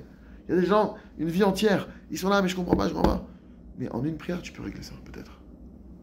Mais j'ai fait ça, peut-être en 2 prières. Après aussi, il faut savoir, est-ce que je prie Be'emouna? Une prière sans Emouna, elle n'est pas reçue. Si quand je prie en pensant que Dieu, Chas v'Shalom, il est méchant, ou que Dieu ne m'aime pas, ou que Dieu m'en veut, ou que je dois payer. T'es pas juge sur terre, t'es pas Dayan sur terre. C'est pas toi qui décide qui doit payer, pas payer. Surtout pour des gens qui n'ont pas fait Dayanout. Rabbi Akiva, il a dit comme ça, il a dit, je suis capable de disculper n'importe quel accusé. Il a dit Rabbi Akiva. Il arrive à un niveau, il a dit n'importe quel accusé maintenant au tribunal, je peux le disculper. Même si tu me sors maintenant un cas de meurtre, je peux te prouver que c'est pas sûr qu'il soit coupable. Même si tu dis c'est lui qui l'a planté le couteau, c'est possible que son cœur était déjà troué. Et que c'est pas lui qui a déclenché le coup mortel. Il a juste activé un truc qui était déjà là, mais donc on peut pas dire que le meurtre est vraiment sur lui. Comme ça, c'est écrit dans le Gemara. C'est-à-dire que, qui on est pour ça, pour s'inculper? Le Tzara, il veut nous inculper, il veut nous dire, ah, t'es foutu, c'est toi, il n'y a pas de moi. Moi sans Hachem égale 0. Kipchuto. Emet, c'est pas de la Nava. Moi sans Hachem égale 0. Par contre, et moi même plein de zéros. Même je suis un 0, 0, 0, 0, 0. Mais quand tu mets un 1 devant 9 zéros, ça fait 1 milliard. Si tu mets Hachem devant tous les 0 que tu as de ta vie, ça devient 1 milliard. Ça devient quelque chose d'inarrêtable. Et les tzadikim, la force d'un... C'est quoi être tzadik dans un domaine? Il y a plein de domaines dans la vie. Ok? Il y a la nourriture. Il y en a qui sont tzadiks dans la nourriture, d'autres qui sont rachats dans la nourriture. Plus tu crois que c'est Hachem qui nourrit, celui qui est à 100% et que c'est à 100% que c'est pas la nourriture qui nourrit. C'est pas l'eau qui désaltère, c'est pas la nourriture qui nourrit. C'est Hachem qui donne la vie au travers de ces éléments-là. À 100%, tzadik. Plus tu crois que c'est ça qui te nourrit, t'es rachat. Rachat, c'est pas je suis un mec méchant, c'est est-ce que j'ai une vision sadique juste de la vie ou rachat erroné, détourné, déformé? Ah, si je mange pas ce plat de pâtes, ah, peut-être qu'aujourd'hui ça passe par le plat de pâtes ta vitalité. Mais tu sais pas que c'est pas le plat de pâtes. La preuve, il y a beaucoup de fois, tu as des gens, pourquoi il y a des gens, ils se rassasient avec un petit truc et d'autres avec un gros truc? Il y a des explications à ça. Dès qu'il y a un problème de mensonge, en général, je vous le dis en passage, les femmes sont plus touchées par le problème de poids, mais c'est normal. Et ce que je veux dire, c'est absolument pas misogyne, c'est des choses qu'il faut comprendre. C'est qu'il y a 10 mesures de parole sur Terre, okay, qui ont été données. Il y a 9 mesures, je crois. Ça, c'est 9. Il y a 9 mesures qui sont parties chez les femmes. Mais c'est normal, il y a une fonctionnalité, puisque la femme, c'est elle qui éduque les enfants. Et donc, c'est elle qui doit, oui, s'occuper de la maison. Je sais pas si elle a des gens... Donc, la femme, elle a besoin de beaucoup plus de paroles, entre guillemets, de l'homme, puisqu'elle drive ses enfants, elle s'occupe d'eux, et la maison, et le truc, et les courses, etc. Donc, la femme, elle a reçu 9 mesures de parole. Donc, ce qui fait que la femme, elle a un Yetzirah beaucoup plus fort sur la parole, puisqu'elle a plus de mesures que l'homme. D'accord? Et maintenant, ce qui se passe, c'est que quand il y a un problème de mensonge, quand je dis un mensonge, c'est toute parole qui n'est pas émette, c'est sheker. Parole d'orgueil, c'est sheker. Parole vaine, c'est sheker. Parole inutile, parole de rechilut, colportage, Lashon Hara, Motzi Shem Ra, paroles de colère. Toutes ces paroles, nous dit Rabbi Nachman, sont du sheker. Et maintenant, c'est écrit que Emet Mevi Sova. La vérité rassasie. Et le sheker retire la satiété. Et plus quelqu'un il est confronté au mensonge, moins il arrive à se rassasier. C'est métaphysique. Le monde, comme on a dit, Aklal, Shakol, Talib, Tchouva, tout dépend de la Tchouva. Ça dépend pas des panzani, ça dépend pas du restaurant, c'est pas parce que je sais pas ce qui m'arrive, c'est mes hormones, pas du tout. Quelqu'un qui est dans le Hémet, il le voit tout de suite. Comment tu te comportes dans ton assiette. Est-ce que tu as besoin de manger beaucoup? Est-ce que tu te sens jamais rassasié? Ah, t'es pas rassasié. D'accord, donc tu as un problème de satiété. D'accord, donc c'est un problème d'Hémet. Alors est-ce que c'est un Hémet que tu dis des choses sans le penser? C'est le genre de mensonge. Prier. Si on rentre après, si je rentre dans la Bedakedak, ils vont me dire mais non, mais moi je dis un mensonge. Est-ce que quand tu pries, tu penses pas à ce que tu dis? Ça arrive, c'est une forme de mensonge. De dire quelque chose que je ne pense pas, c'est déjà une forme de mensonge. Donc je vous donne, on prend le truc comme ça, chacun à son niveau. Ce qu'Hachem il attend de nous, vous allez dire ah c'est exagéré. Je ne sais pas qui j'ai devant moi, je ne connais pas vos niveaux respectifs, mais je vous dis c'est chacun à son niveau. Quand moi j'ai un enfant dans la maison de 2 ans et un de 8 ans, j'attends pas la même chose, d'accord? C'est-à-dire que le émet que j'attends dans la parole d'un enfant de 2 ans et de 8 ans, c'est pas pareil. L'enfant de 2 ans, il peut dire des trucs, genre, allez, c'est passé il a 2 ans. L'enfant de 8 ans, non, à son niveau à lui. Donc spirituellement, c'est pareil. Il y en a certains qui sont au niveau de faire de la tefila, ils doivent faire attention à chaque mot de la prière. Parce que effectivement, ils mentent pas, ils font attention à chaque détail, etc. Mais Dieu, il les attrape là-bas, il les attend là-bas. Ils doivent faire ce travail. Il y en a d'autres bichlal.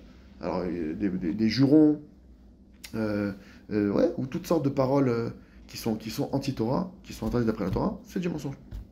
Donc pourquoi je vous dis ça? C'est que ce qui va maintenant définir Tachles, ma vie, c'est ce que la Torah leur a écrit. C'est pour ça maintenant que, donc première forme de tchouva qui est basique, c'est je dois étudier. Et c'est homme ou femme. Parce que vous comprenez que ce que je vous dis là, si je ne l'avais pas appris, je ne peux pas le savoir maintenant. Que quelqu'un qui a un problème de satiété, qu'est-ce qu'on lui aurait dit normalement? Ah, je sais pas, il faut que je fasse une prise de sang, peut-être un problème de vitamines, peut-être que le fer ne coagule pas comme il faut avec le sang. Imaginez les médecins. Ok, c'est peut-être vrai que c'est ce qui se passe au niveau physique. Mais pourquoi à lui et pas à elle? Marrant ça. Et pourquoi aujourd'hui et pas hier? Et pourquoi d'un coup... vous voyez ce que je veux dire? Ben non, il a du diabète parce que A, B, C, D, E, F, G. Non, je peux trouver d'autres personnes qui n'ont pas de diabète et qui sont dans le même contexte. C'est vrai que maintenant, ça passe par le sucre, par le sel, par les aliments qu'il faut éviter. C'est vrai. Ça maintenant, quand il y a un aliment, quand il y a une forme d'alimentation qui est problématique, il faut faire attention. Ça, c'est une autre halakha, où je partage de Chotreméod. On doit faire attention à son corps. Tout ce qui est masique, on doit faire attention. D'accord? Mais d'un autre côté, il y a des gens qui ont mangé ce truc-là et qui l'ont pas eu. D'autres qui l'ont eu. Donc il faut regarder avec soi. Il dit comme ça, il dit Adam Amlaolam Azé, la Chaziret Tatsmo Bitchouva. Un homme il est venu pour se faire tchouva lui-même. Gam Yonolad Dati, je m'attends même s'il est déjà né, pratiquant, je m'attends Kulam, Skrim Lasot Tchouva, Tchouva. On doit faire tchouva sur la tchouva, on doit avancer, monter de niveau. Ça n'existe pas de dire j'ai fait tchouva et c'est fini. Non, c'est constant. C'est une évolution constante.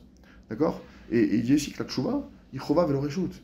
C'est pas quelque chose qui met accessoire ou que c'est facultatif. La tchouva, et c'est pas quelque chose qu'on fait juste avant Kippour. La tchouva, ni avant Shana. La tchouva, c'est quelque chose qui se fait tous les jours. Tous les jours, je vous invite à avoir un journal de bord.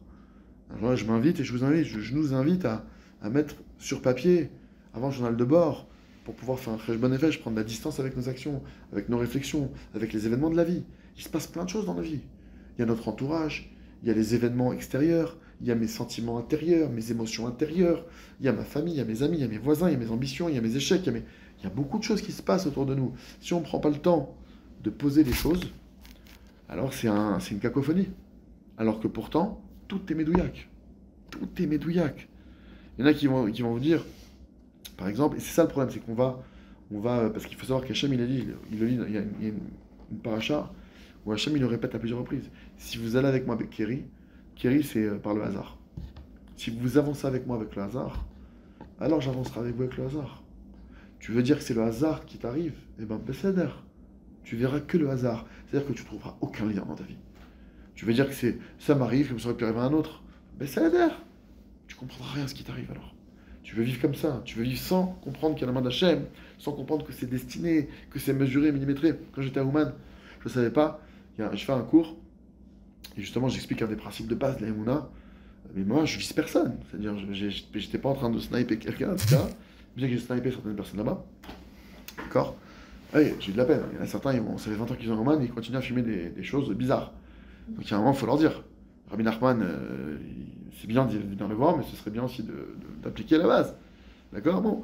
Mais là, on est en cours comme ça et j'explique les trois shlavim de la Emouna de base qui dit Ravarouche dans la fois, qu'il n'y a rien en dehors de Dieu, c'est le premier. Quand tu abordes un événement, la base, c'est tout vient d'Hachem, ça c'est un. Donc c'est pas ta voisine, c'est pas ta belle-mère, c'est pas la santé, c'est pas le médecin, c'est pas l'économie. Non, c'est Hachem. C'est Hachem, ça c'est la base. C'est la base, c'est la base. On se remet déjà, ça c'est la première chouva qu'on doit faire. Mon Dieu, pardonne-moi pour toutes les fois où j'ai dit qu'il y avait autre chose que toi qui avait agi dans ma vie. Toutes les fois où je me suis mis en colère, toutes les fois où j'étais triste, toutes les fois où j'ai accusé ma belle famille peut-être, où j'ai accusé ma femme peut-être, ou mon mari, ou mon conjoint, ou mes enfants, ou mon voisin, ou mes collègues, toutes les fois où j'ai vu autre chose que toi devant moi, pardonne-moi, parce que c'est de la vodazara. Kepshuto, il y a Dieu, et autre chose que Dieu, c'est l'idolâtrie, c'est un service. C'est quoi vodazara? Service étranger. Étranger à Dieu. Étranger à l'origine, à la source de tout.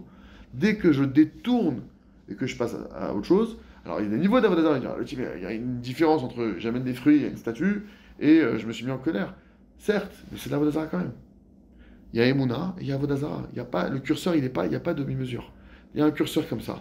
Plus je me rapproche de l'Emouna, plus je m'éloigne de l'Avodazara. Plus je m'éloigne de l'Emouna, plus je me rapproche de l'Avodazara. Mais il n'y a pas d'autre possibilité, c'est l'un ou l'autre. Et déjà, première chouva que je dois faire, c'est celle-là. Déjà, remettre de l'ordre. Toutes les fois où j'ai vu autre chose dans ma vie, où j'ai pensé à autre chose dans ma vie que Dieu, où je me suis dit, ah, j'ai un problème d'argent, donc je vais voir le banquier, je suis rentré dans des tarboulottes, et j'ai pensé des trucs, il va m'arriver ci, là. Je sais pas, toutes ces choses qu'on a pu, les films qu'on a pu se faire, ces projets, les choses qu'on a projetées qui étaient erronées, etc. Déjà, remettre de l'ordre. Pardonne-moi, mon Dieu, d'avoir tronqué la réalité des choses, la réalité unique et absolue, qu'il n'y a rien en dehors de toi. Pardonne-moi. Ça, c'est un. Aide-moi à avoir une émouna. Et je fais tchouva sur mon Dieu, aide-moi à avoir une émouna. Aide-moi à étudier l'émouna. Aide-moi à prier sur l'émouna. Aide-moi à avoir une émouna shléma en toi, rien qu'en toi, ne voir que toi. C'est pas compliqué. Dès que vous voyez autre chose que Dieu dans vos vies, c'est que vous êtes dans le problème. Oui, mais mon voisin, ma belle-mère, ils m'ont fait, ils m'ont dit. Dès que tu es là-dedans, ok, tu vois plus Hachem. Ok, donc déjà, il faut commencer par revoir Hachem. La photo qui est devant toi, elle est erronée.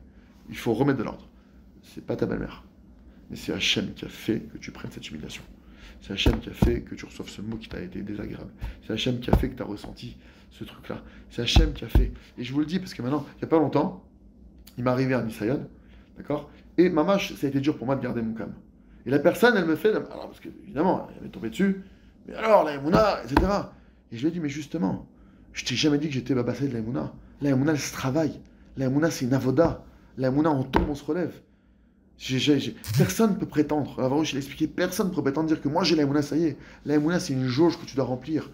Tu vas à la station d'essence, tu mets de l'essence. Je crois que toute ta vie il y aura de l'essence. Tu sais très bien que ça va se redescendre. La Emouna, c'est pareil. Chaque coup que tu prends dans la journée, mauvaise nouvelle, rasra, angoisse, toutes les choses qui sont désagréables et autres, les enfants qui te rendent chèvre, ton mari qui te dit un truc qui te blesse, toutes ces choses-là font que ta jauge d'Emouna, elle descend. Alors toi, qu'est-ce que tu dois faire? Donc ça, c'est inévitable. Ce que je vous dis là, c'est inévitable. D'accord? Et ça, je l'ai appris de mon maître, du Rav Shalom Harouche, qui ramène une fois lui à son niveau. Comme il y a des niveaux après. D'accord? Mais même lui, il racontait une fois qu'il est parti à faire Nechum Avenim, consoler les endeuillés. Et il est parti consoler donc une famille qui a perdu une jeune fille de 20 ans. Donc c'était spécial. Imaginez une salle remplie avec ses amis, camarades de classe, ses copains, etc. La famille, ça a bouleversé tout le monde, etc. Et le Rav, il arrive, il dit, juste avant d'arriver là-bas, j'ai un type qui m'a raconté les plus gros problèmes de la Terre. Je crois qu'il avait tous les problèmes de la Terre, ce type-là. Et le Rav, il a dit, ça m'a abattu. Ça m'a abattu d'entendre autant de négativité, autant de trucs. Parce que qu'est-ce qui se passe quand on entend les problèmes de quelqu'un? Le Tzera, qu'est-ce qu'il me dit à l'oreille? Tu vois qu'Hachem, chez certains, ça peut faire mal. Bon, toi, grâce à Dieu. Toi, grâce à Dieu, Blainara, pas sur toi. Mais quand même, Hachem, il l'a pas loupé. Mais il nous rentre de manière insidieuse que Hachem n'est pas bon, qu'Hachem c'est un mauvais père, qu'Hachem nous en veut, Dieu préserve. Je dis pas ça sur Hachem, que Dieu préserve. Mais c'est ce qui nous fait rentrer dans notre tête. Et c'est ce qui nous affaiblit. Ouais, il s'est passé ça. Oh, pourvu que ça tombe pas sur moi. Imaginez, c'est comme si on s'imagine. Mais Hachem, il frappe pas au hasard. Et Hachem, il frappe pas Bichlal. Hachem, il est Dieu, qu'Hachem, il nous aime, Hachem, il est miséricordieux. Et pourquoi il a du mal? Anil Oda. Anil Omévin. Je sais pas. Pour expliquer, je peux pas t'expliquer la joie. Je peux pas t'expliquer. Mais je sais que c'est Hachem qui a fait. Et je sais que c'était pour notre bien. Maintenant, comment ce bien-là, je peux l'expliquer? Je ne peux pas l'expliquer. Comme je ne peux pas expliquer le bien du 7 octobre. On peut expliquer? Non. mais c'est sûr que c'est Hachem qui a fait. Et c'était pour notre bien. Bon, aujourd'hui, on voit plein de miracles. Mais Aval, ce qui s'est passé, c'est dramatique. Aval, Anarton Aminim. Et le Rav, il dit, maintenant, je devais parler. Il dit, c'est pas compliqué. Si on m'avait donné la parole tout de suite, il m'a dit, j'aurais brisé l'assemblée. J'étais moi-même détruit de l'intérieur. Il m'avait explosé ma émouna. Il faut savoir, si vraiment j'ai dit, c'est que c'est une médeciout. C'est bête de croire que c'est, je viens de la foi, je suis un balémouna. C'est faux. C'est faux. Il faut la travailler tous les jours. Et maintenant, le Rav, ce qu'il a dit, et on apprend de lui. Il a dit, donc, Minashaim, ils ont mis quelqu'un, ils ont donné la parole à quelqu'un d'autre que moi avant de parler. Et le Rav a dit, pendant que la personne s'est mise à parler, le Rav a dit, j'ai commencé à me parler à moi-même. Shalom, En Rabba Olam. Parce que c'est ce qui se passe maintenant. C'est tout quand j'entends des malheurs chez quelqu'un, je me dis qu'il y a du mal dans le monde. Je me reprends, En Rabba Olam. Hachem Tov Tamid, Hachem est toujours bon. Hachem il nous aime. Hachem il fera que du bien. Et encore plus de bien. Et encore plus de bien. Il a sorti le tube de l'année, là. Hachem Idbar, Tamid, bon, tout le monde la connaît maintenant, je pense. Tamid, il Irak, Tov, il est Tov, il va m'arriver encore plus de bien. Encore plus de bien. Le Rav dit, c'est pas de la Emouna, ça. C'est Emet. Emet. Hachem, qui est notre Père, qui nous aime, il va nous faire que du bien, et encore plus de bien, et encore plus de bien. Zéou, c'est la seule chose. Quelqu'un qui dit, mais qu'est-ce qui va se passer pour cette année? Il va se passer encore plus de bien, et encore plus de bien. Zéou. Et le Rav, donc, il dit, je me suis rechargé comme ça, que Mamash, il s'est repris, il s'est remis en... Vous comprenez? Même demain, vous entendez quelqu'un qui vous raconte des difficultés qu'il a, alors c'est vieux, il y a une mitzvah de compatir avec la personne, d'écouter la personne, mais chas v'shalom, que cette personne-là ne m'amène pas à enlever ma émouna, à sourd.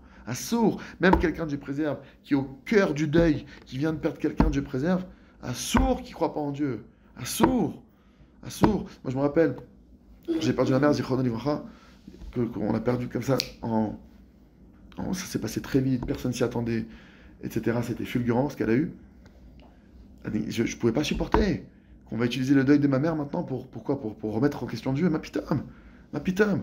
De quel droit quelqu'un peut se permettre de maintenant remettre Dieu en question parce qu'il y a une chose qu'on ne comprend pas sur terre? De quel droit? Que maintenant, ça va éclabousser l'âme de ma mère. Même dans ma famille, je vous parle, des gens qui étaient en rébellion dans ma famille, je dis ma pitam.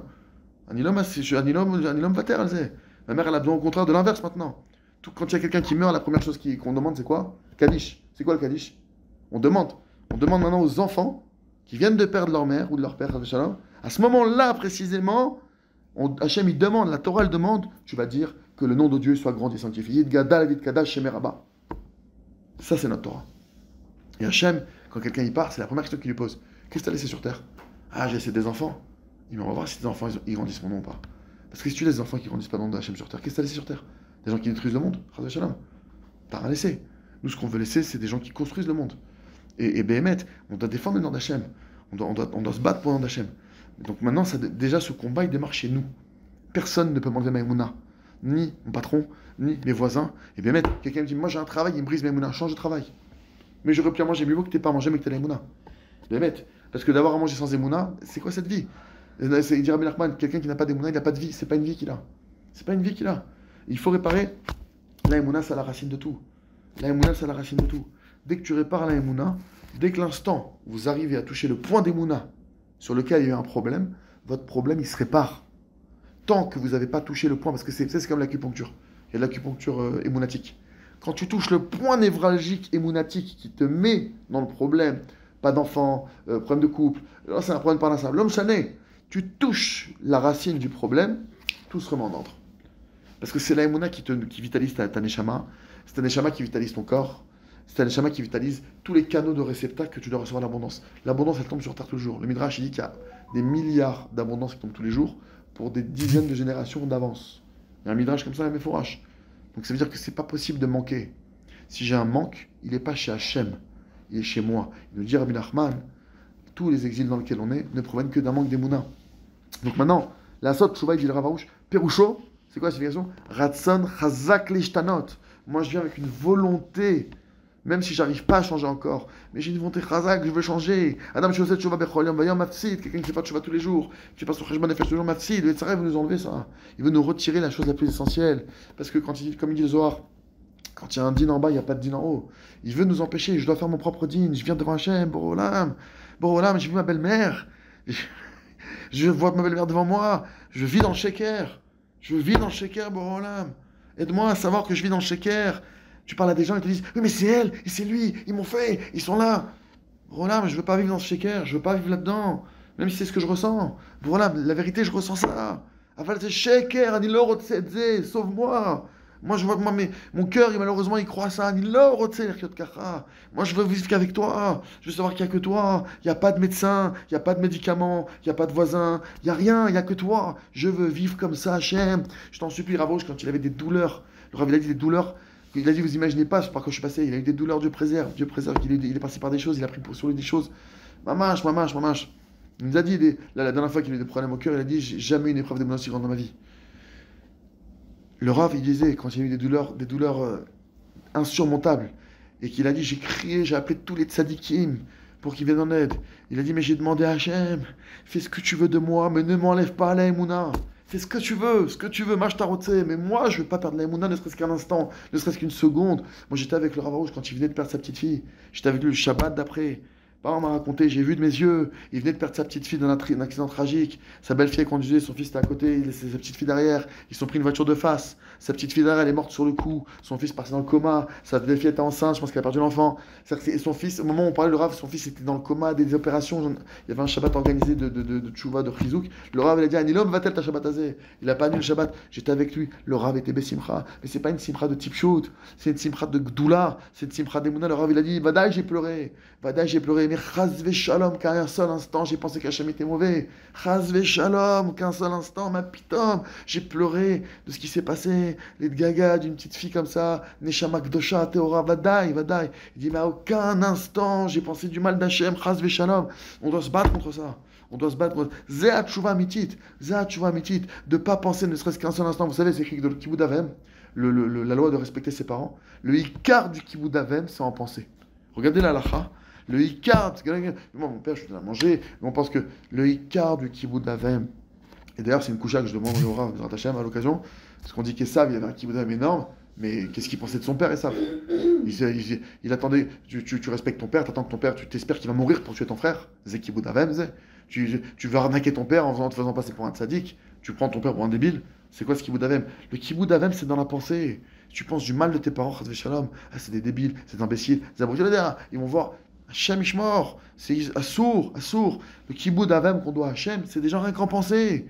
Et c'est là où nous attraper. Fais Shabbat, mange kasher, fais tout la para extérieure. Mais dans ton cœur, pense du mal. Hachem Ishmor, il nous retire toute la connexion avec Hachem. Hachem Ishmor vient-il. Hachem a dit, leur patli. Et comme il dit Rabbi Nachman, il y a une phrase qui est dure à comprendre. Il a dit Rabbi Nachman, venez chez moi, Ouman, vous mangez pas, vous priez pas, Ikar que vous soyez chez moi. Il faut savoir c'est quoi le Ikar. C'est sûr qu'on doit faire Torah et Mitzvot, on doit tout faire pour ça, mais c'est quoi le Ikar? C'est quoi le Ikar? C'est le lève. C'est le lève. Hachem, c'est dans le cœur. C'est pas les pensées qui me viennent. Ah, ce serait beau, le Mashiach, etc. Quand je réfléchis avec mon sechel. Dans mon cœur, Ma'ata Choshev al Hachem. Qu'est-ce que tu penses d'Hachem maintenant? Quand tu regardes le 7 octobre, Ma'ata Choshev al Hachem. Là, il nous teste Hachem. Anilo Noten, je donnerai pas à ces terroristes de me retirer mon avec Hachem. Je donnerai à personne de faire ça. Personne n'a le droit de faire ça. Ça, c'est notre libre arbitre à nous. Même quelqu'un de préserve, il est en prison. Même quelqu'un de préserve, il a des nissionotes. Ça, c'est dans tes mains. Ça, on ne peut pas te le retirer. Ce ratson, même si c'est dur, de dire Hachem, Ani lorotzedze. Même si maintenant tu sens que tu passes par une rafale de mauvaises pensées, tu te fais attaquer de tous les sens, tu es désespéré de ta situation, tu vois pas d'amélioration. L'homme chané, tu dis Hachem, Nachon, je ressens ça. Nachon, je passe par cette tornade. Nachon, je passe par cette tempête. Avalani lorotzedze. Moi, ce que je veux, c'est je veux croire qu'en toi. J'ai pas envie de croire ne serait-ce qu'un instant. Tazorli. Aide-moi à avoir une émouna chez les man. Ne me donne rien. C'est pas grave si tu veux que j'ai pas d'enfant maintenant. C'est pas grave si tu veux pas que je me marie maintenant. Tu veux que je reste maintenant, que ma parnassa s'augmente maintenant. C'est pas grave. Laisse-moi la émouna Hachem. Parce que celui qui n'a pas la émouna, en lo kloum. La Mishnah, les Pirkei Avot, ils disent Imdat kanita machaserta. Si tu as acquis du date, qu'est-ce qui te manque? Il te manque rien. C'est quoi du date? Date Hachem. Pas que tu connaisses les Gemarot par cœur, ou que tu aies de la sagesse, ou de la chorma. Stuyot. La seule sagesse véritable et valable, c'est connaître Hachem. On étudie la Gemara pour connaître Hachem. On étudie la Lacha pour connaître Hachem. Nous, ce qu'on veut, c'est connaître Hachem. C'est quoi connaître Hachem? Savoir qu'il fait aucun mal, qu'Hachem, c'est lui qui gère tout, qui fait tout pour le bien, qui nous aime, et que tout est entre ses mains. Son pouvoir, il est absolu. Il est rien qui lui échappe. Nos pensées, nos paroles, nos actions sont sous le coup divin. C'est Hachem qui décrète. C'est Hachem qui décide. Yaakov Avinu, il dit le Rav Arouche dans la Mida, sur son pirouche, il explique là-bas qu'Yaakov Avinu, pourquoi Yaakov Avinu, il a réussi. Vous imaginez ce que c'est que vivre avec Lavan? Donc vous imaginez de vivre, d'avoir un patron, c'est l'escroc du siècle, qui l'a arnaqué des centaines de fois. Même son mariage, le jour de son mariage, c'est pas la femme qui était prévu qu'il épouse. Il a arnaqué de tous les sens. Yaakov qui est le Hémet. Comment ça se fait que Yaakov, Béhémet, on sait que c'était pas un malach, Mais normalement, tu le tues, le type, à la fin. Tu finis par le tuer. Comprenez, même un type bien, tu finis par le tuer. Yaakov, il n'a pas eu de colère. Vous savez comment c'est qu'il n'a pas eu de colère? Si Yaakov, Chas v'Shalom, il a vu un instant de la colère sur Lavan, il serait mort. C'est vrai que quand un tzaddik, il est makpid sur quelqu'un, c'est fini, il est mort. Kepchuto, Chas v'Shalom. Alors si Birral, il est Mekalel auto, alors j'en parle même pas. Mais rien que s'il avait ne serait-ce qu'une péda dans son cœur, il serait mort. Hachem, il aurait défendu son honneur à la Makom. Il n'est pas mort, Lavan. C'est-à-dire que tu vois qu'Yaakov, il n'a même pas eu une péda. Il n'a rien eu contre Lavan. Mais on aurait lui demandé, mais Yaakov, c'est quoi ton secret? C'est pas possible. C'est en face du plus roublard de tous les temps. Je vous raconte même pas comment Lavan, il a financé le mariage de sa fille. C'est-à-dire, c'est une midrash, c'est une blague. De tomber sur un type pareil, c'est une blague. C'est ce qu'il a dit aux gens de la ville. Il a dit, regardez, Yaakov, vous avez bien remarqué, depuis qu'il est venu dans la ville, on s'est tous enrichis. Ah, c'est vrai, il y a eu une richesse qui est montée. Le tzaddik, là où il va, toute la ville, elle s'est enrichie. Ils ont tous eu des biens. Et j'ai regardé maintenant, si il se marie avec ma fille, comme prévu, il va partir Yaakov. Ah ouais, ben vous allez tous perdre de l'argent. Ah ouais, c'est embêtant. Ah ouais, ce qu'on va faire. Je vais donner ma fille Léa à la place. Il va devoir retravailler encore 7 ans pour avoir Rachel. Ah ouais, bonne idée. Ah oui, mais maintenant, qui me garantit que vous n'allez pas me balancer? Parce que moi, si vous me balancez, je veux pas. Ça va me faire des problèmes. Et alors Lavan, il a dit, écoutez, moi, je suis prêt à faire ça, pour votre bien, disons à tous, pour me donner un gage. Voilà, je vais être sûr que tu vas pas me balancer. Toi, t'as Rolex, toi, t'as un chandelier en or. Il a pris les trucs de tout le monde. Avec tous les gages, il a été les revendre. Il a payé le mariage. Il a payé la khatouna. Il a offert le mariage. Imaginez de quel roublard on parle. Yaakov, c'est son patron, il a changé des centaines de fois. C'est écrit que Yaakov, il dit le Rav, c'est quoi le Yesod qui a fait qu'Yaakov, il n'en a pas voulu à la vanne et qu'il est resté connecté avec Hachem malgré tout, parce qu'il savait, Yaakov, qu'il ne peut m'arriver ni du bien ni du mal s'il n'y a pas un décret divin. On ne peut rien te faire sur cette terre. Yaakov, il le vivait dans sa chair. Bien que devant lui, c'est le plus dur. Non, je parlais de ça aujourd'hui avec quelqu'un, que le plus dur, avec un Rav Chachouf qui me disait que le plus dur, parce qu'il découvre le jardin de la forêt, il me dit c'est énorme, c'est extraordinaire, etc. Et le Rav de. Comment il s'appelle le Rav de Yeshiva Rav Yoshua Cohen. Rav Yoshua Cohen qui enseigne chez Rav Arush, qui est un des plus grands talmudistes de notre génération. Kepchut, il connaît le Talmud par cœur, et c'est un Talmud Rachamatsoum. Il a lu le jardin de la foi. Il a dit même les Admourim, ils doivent l'étudier ce livre. Même les fils tout le monde doit étudier ce livre. Et même il y a des témoignages d'Admourim, de Dayanim, qui sont toujours partis à Rav Arush, qui ont dit Rav, avant votre livre, on n'avait pas d'Emouna. On a compris avec ce livre que nous n'avions pas d'Emouna. Kepchuto.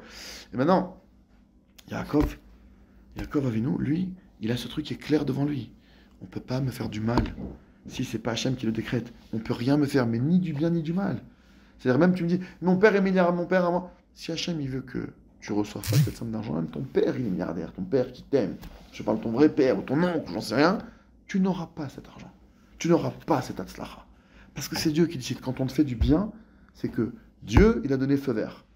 T'as du lait au frigo, sache que Dieu l'a donné feu vert pour qu'il y ait du lait au frigo. Kepchuto.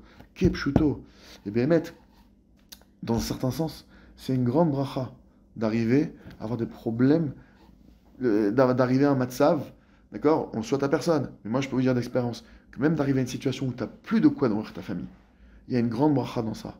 Tu prends conscience que c'est pas normal de faire tes courses. Tu prends conscience que même une brique de lait que tu as dans ton frigo, c'est Dieu qui l'a décidé. C'est Dieu qui l'a... Parce que quand tu passes par un moment où une brique de lait, tu n'arrives pas à acheter, quand tu passes par une étape comme ça, que un carré de beurre, tu n'as pas, de shekel 50, ça fait 60 centimes d'euros. Tu n'as pas. Quand tu arrives à ce matzav, que même les associations elles peuvent t'aider. Tu te fais aider par l'association dans certains cas. Que tu rentres dans ce matzav, tu prends conscience. Tout à kol met Hachem. Hachem, s'il veut, il me donne. Et pardon Hachem pour toutes les fois où tu m'as envoyé de l'abondance, mais j'ai pas vu que c'était toi. C'est écrit comme ça dans le Midrash. Quand tu vas maintenant à la Macolette, tu vas acheter ta brique de lait. Et tu réalises pas que cette brique de lait, depuis la traite de la vache, depuis la naissance de cette vache, jusqu'à sa traite, jusqu'à la mise en bouteille, jusqu'à là-bas, que tout ça, Dieu, il a fait en pensant à toi. Il a dit à mon fils qui va aller tel jour, ma fille, elle va aller tel jour, à telle heure, à la Macolette pour nourrir ses enfants, je veux qu'elle ait du lait. Toi, tu te dis, ah, mais c'est normal, c'est la Macolette, c'est son travail. Ma pitom. Et je me parle à moi, on oublie tout ça. On ne réalise pas tout ça.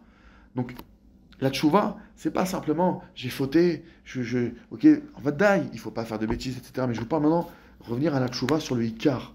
Le Icar. Et maintenant, il y a une clé. Pour conclure, il y a une clé que je vais vous donner.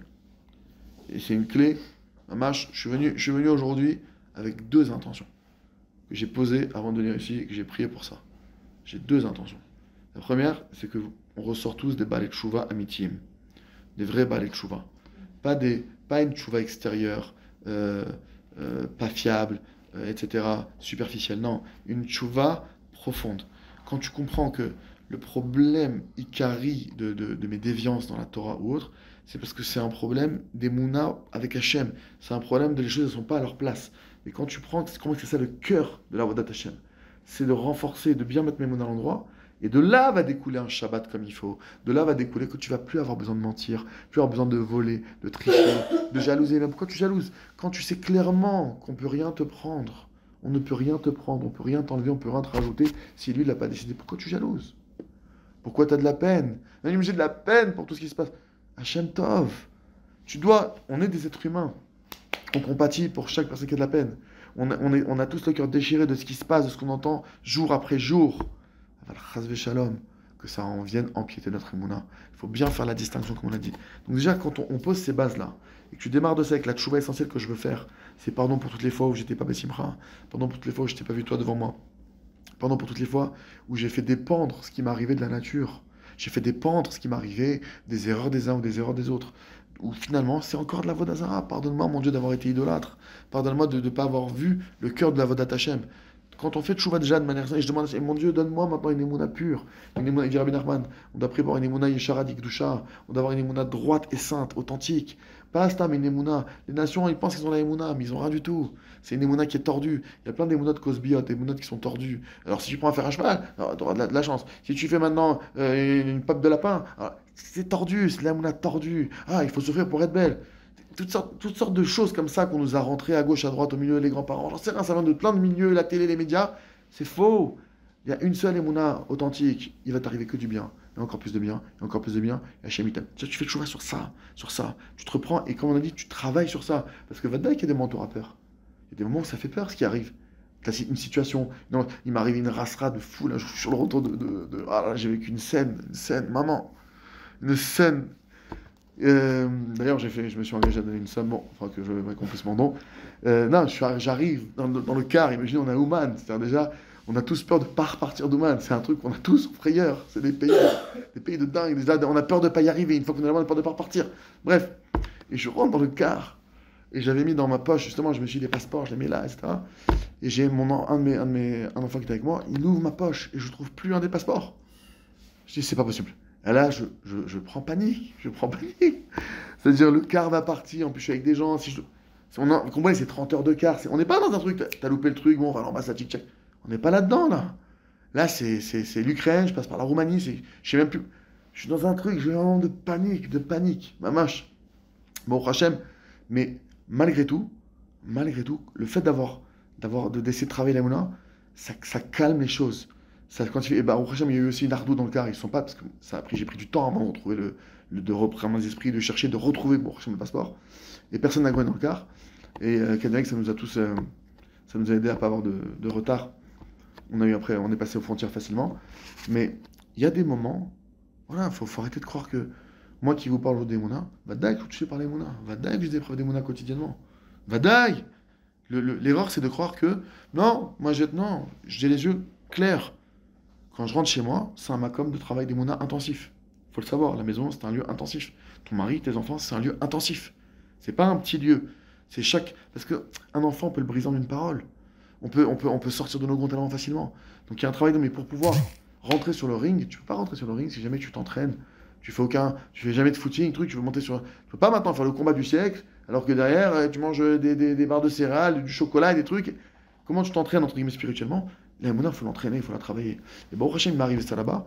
Ok, on n'est pas faillible, mais on sait qu'on se relève derrière. Derrière, on refait le beau des doutes. On redemande pardon à Hachem. On se relève, on se remet en selle. Zé avoda. De savoir que ça, c'est ce qu'on a de clair entre nous. Donc maintenant, que je sais clairement que mon travail principal, c'est ça, il y a une clé. Si je veux recevoir la Emouna, d'accord? Mida keneged mida, si tu fais en sorte que les autres ils reçoivent la Emouna, eh ben tu vas la recevoir toi aussi. Mida keneged mida. Kipshuto. Ça devient un calcul kipshuto, ça devient même entre guillemets ça devient par intérêt. Moi aujourd'hui, Bémet, je diffuse la Emouna par intérêt. C'est pas du tout par kipshuto. Rabbi Nachman te dit même que si tu veux récupérer ton da'at à toi, il faut que tu ailles compléter celui des autres. Kepchuto, parce que c'est écrit noir sur blanc. Si tu vas maintenant t'occuper des enfants d'Hachem, il s'occupe de tes propres enfants. Maman, je peux vous dire qu'il y a plein de choses où je sais que j'ai été épargné parce que je me suis occupé des autres. Mais Kepchuto, il y a des trucs qui me semblaient que je ne mérite pas. Qu'il y aurait peut-être eu, genre, parce que des fois on entend dans des familles des trucs qui se passent. Je dis, moi je sais qu'Hachem. Alors c'est sûr qu'il faut faire de son mieux avec sa famille. Mais le fait de s'occuper des autres, va d'ailleurs que dans le ciel, le dîn, il n'est plus le même du tout. C'est évident. On est jugé à Rosh Hashanah, pas seulement sur nous, on est aussi jugé sur notre zone d'influence. Si maintenant quelqu'un, c'est vrai que lui tout seul, d'ailleurs on est jugé comme ça tout le temps.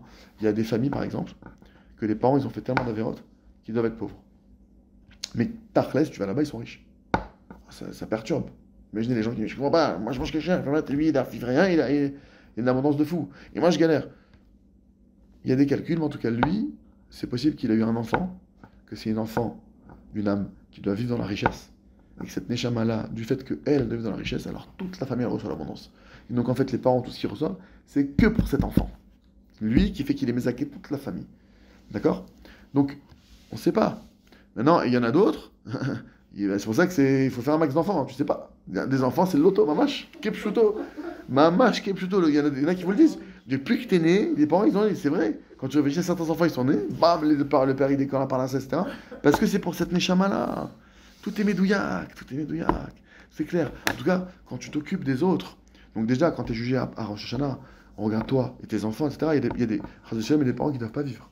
Mais du fait que Bémet s'occupe de leurs enfants, biscoutent leurs enfants, Hachem il laisse en vie. Parce que ces enfants-là, ils ne méritent pas de vivre sans père, de vivre sans mère. Mais il y en a d'autres qui s'occupent de plus que ça encore. Plus tu t'occupes des autres, puis c'est fini, ton jugement, c'est plus le même. D'accord? Donc déjà, c'est stam, c'est de se faire du bien à soi, c'est de faire du bien aux autres. Kepchuto, c'est le million de l'intelligence. Mais le plus grand bien que tu peux faire à quelqu'un, c'est pas de lui donner du poisson. Apprends à pêcher. Barour, c'est pas, ok, tu vas donner quelqu'un un repas de Shabbat. Kol hakavod. Je dis pas, quelqu'un devant nous, il a pas mangé. Tu lui fais, badaï, on va essayer de lui donner son truc. Mais si maintenant quelqu'un, tu viens, tu lui expliques que c'est tel et tel comportement, et que c'est de cette manière en parlant avec Hachem, qu'il va trouver un travail, qui va rouvrir les portes de la Parnassa. Et que lui, maintenant, à partir de ça, il va te remercier, il va dire, c'est incroyable, donc du coup, j'ai étudié ce que tu m'as dit, et je fais de tous les jours, et je parle avec Hachem tous les jours. C'est fini. Ça, ce que tu viens de faire là, Ravosh, il donne la machal comme ça, il dit, c'est comme si maintenant, un milliardaire, imagine un milliardaire, son fils il a disparu depuis plusieurs jours. Il dort plus, il ne sait pas s'il a été kidnappé, il ne sait pas s'il a été tué, il ne sait pas. Plus de nouvelles depuis plusieurs jours. Un enfant de 12 ans comme ça qui a disparu, Dieu préserve. Et d'un coup, au bout de 8 jours, 6 jours, 7 jours que le père il dort plus, ils sont dans un état horrible. Ça sonne à la porte. Il ouvre la porte. Il voit un monsieur qui ramène son enfant. Le Rav il dit à ce moment-là, le père, mais même pas il prend dans les bras son enfant. Il prend le type dans ses bras. Il lui dit, mais qui tu es? Ce que tu veux, je te donne. Il y a plus de tout, prends ma maison, tu m'as ramené mon fils, je veux plus, il n'y a plus de calcul. Il dit, d'abord, tu ramènes un enfant d'Hachem, même une créature, juif, non juif, je vous dis, vous ramenez un enfant d'Hachem, Bichlal, c'est fini, on n'est plus dans des calculs qui sont normaux. C'est fini, vous rentrez dans un système qui est hors système. Et on le voit. Les tzadikim, on dit, mais comment Baba Saleh faisait des miracles? Parce qu'ils sont hors système, Eux, ils veulent ramener les enfants d'Hachem, ils se battent pour le nom d'Hachem. C'est fini. Les malachim, ils tremblent devant eux. Les malachim, ils ont peur de ce qui est. Comprenez? Donc ça, maintenant, on a créé, nous, pour voir, là, c'est très récent ce que je vous révèle maintenant, on a créé un groupe, Mamash, pour pouvoir. Tout le monde a envie de participer dans l'absolu. Tout le monde se sent concerné par la diffusion de l'Emouna. Tout le monde aime Hachem. Mamash, si on est là ce soir, c'est qu'on a envie d'avancer. On a envie de se rapprocher d'Hachem. On n'est pas insensible. Mais on ne sait pas tous forcément comment s'y prendre. On n'a pas tous forcément beaucoup de temps. Chacun, on a des moyens qui sont différents de temps. Chacun, on a des compétences différentes. On a des arcs à nos cordes qui sont des flèches qui sont différentes. Donc, ce qu'on a décidé de faire, pour pouvoir permettre, comme Rav Kanevski l'a dit à Elibir, que chacun puisse avoir une part. Et que la Fatsa, la diffusion de la Emouna dans le monde, elle appartient à chaque juif. Bezrat Hashem, que Machar, quand il se révèle, que chaque juif, il ait participé. Que chacun, il peut dire, ouais, j'ai fait partie du projet. J'y étais.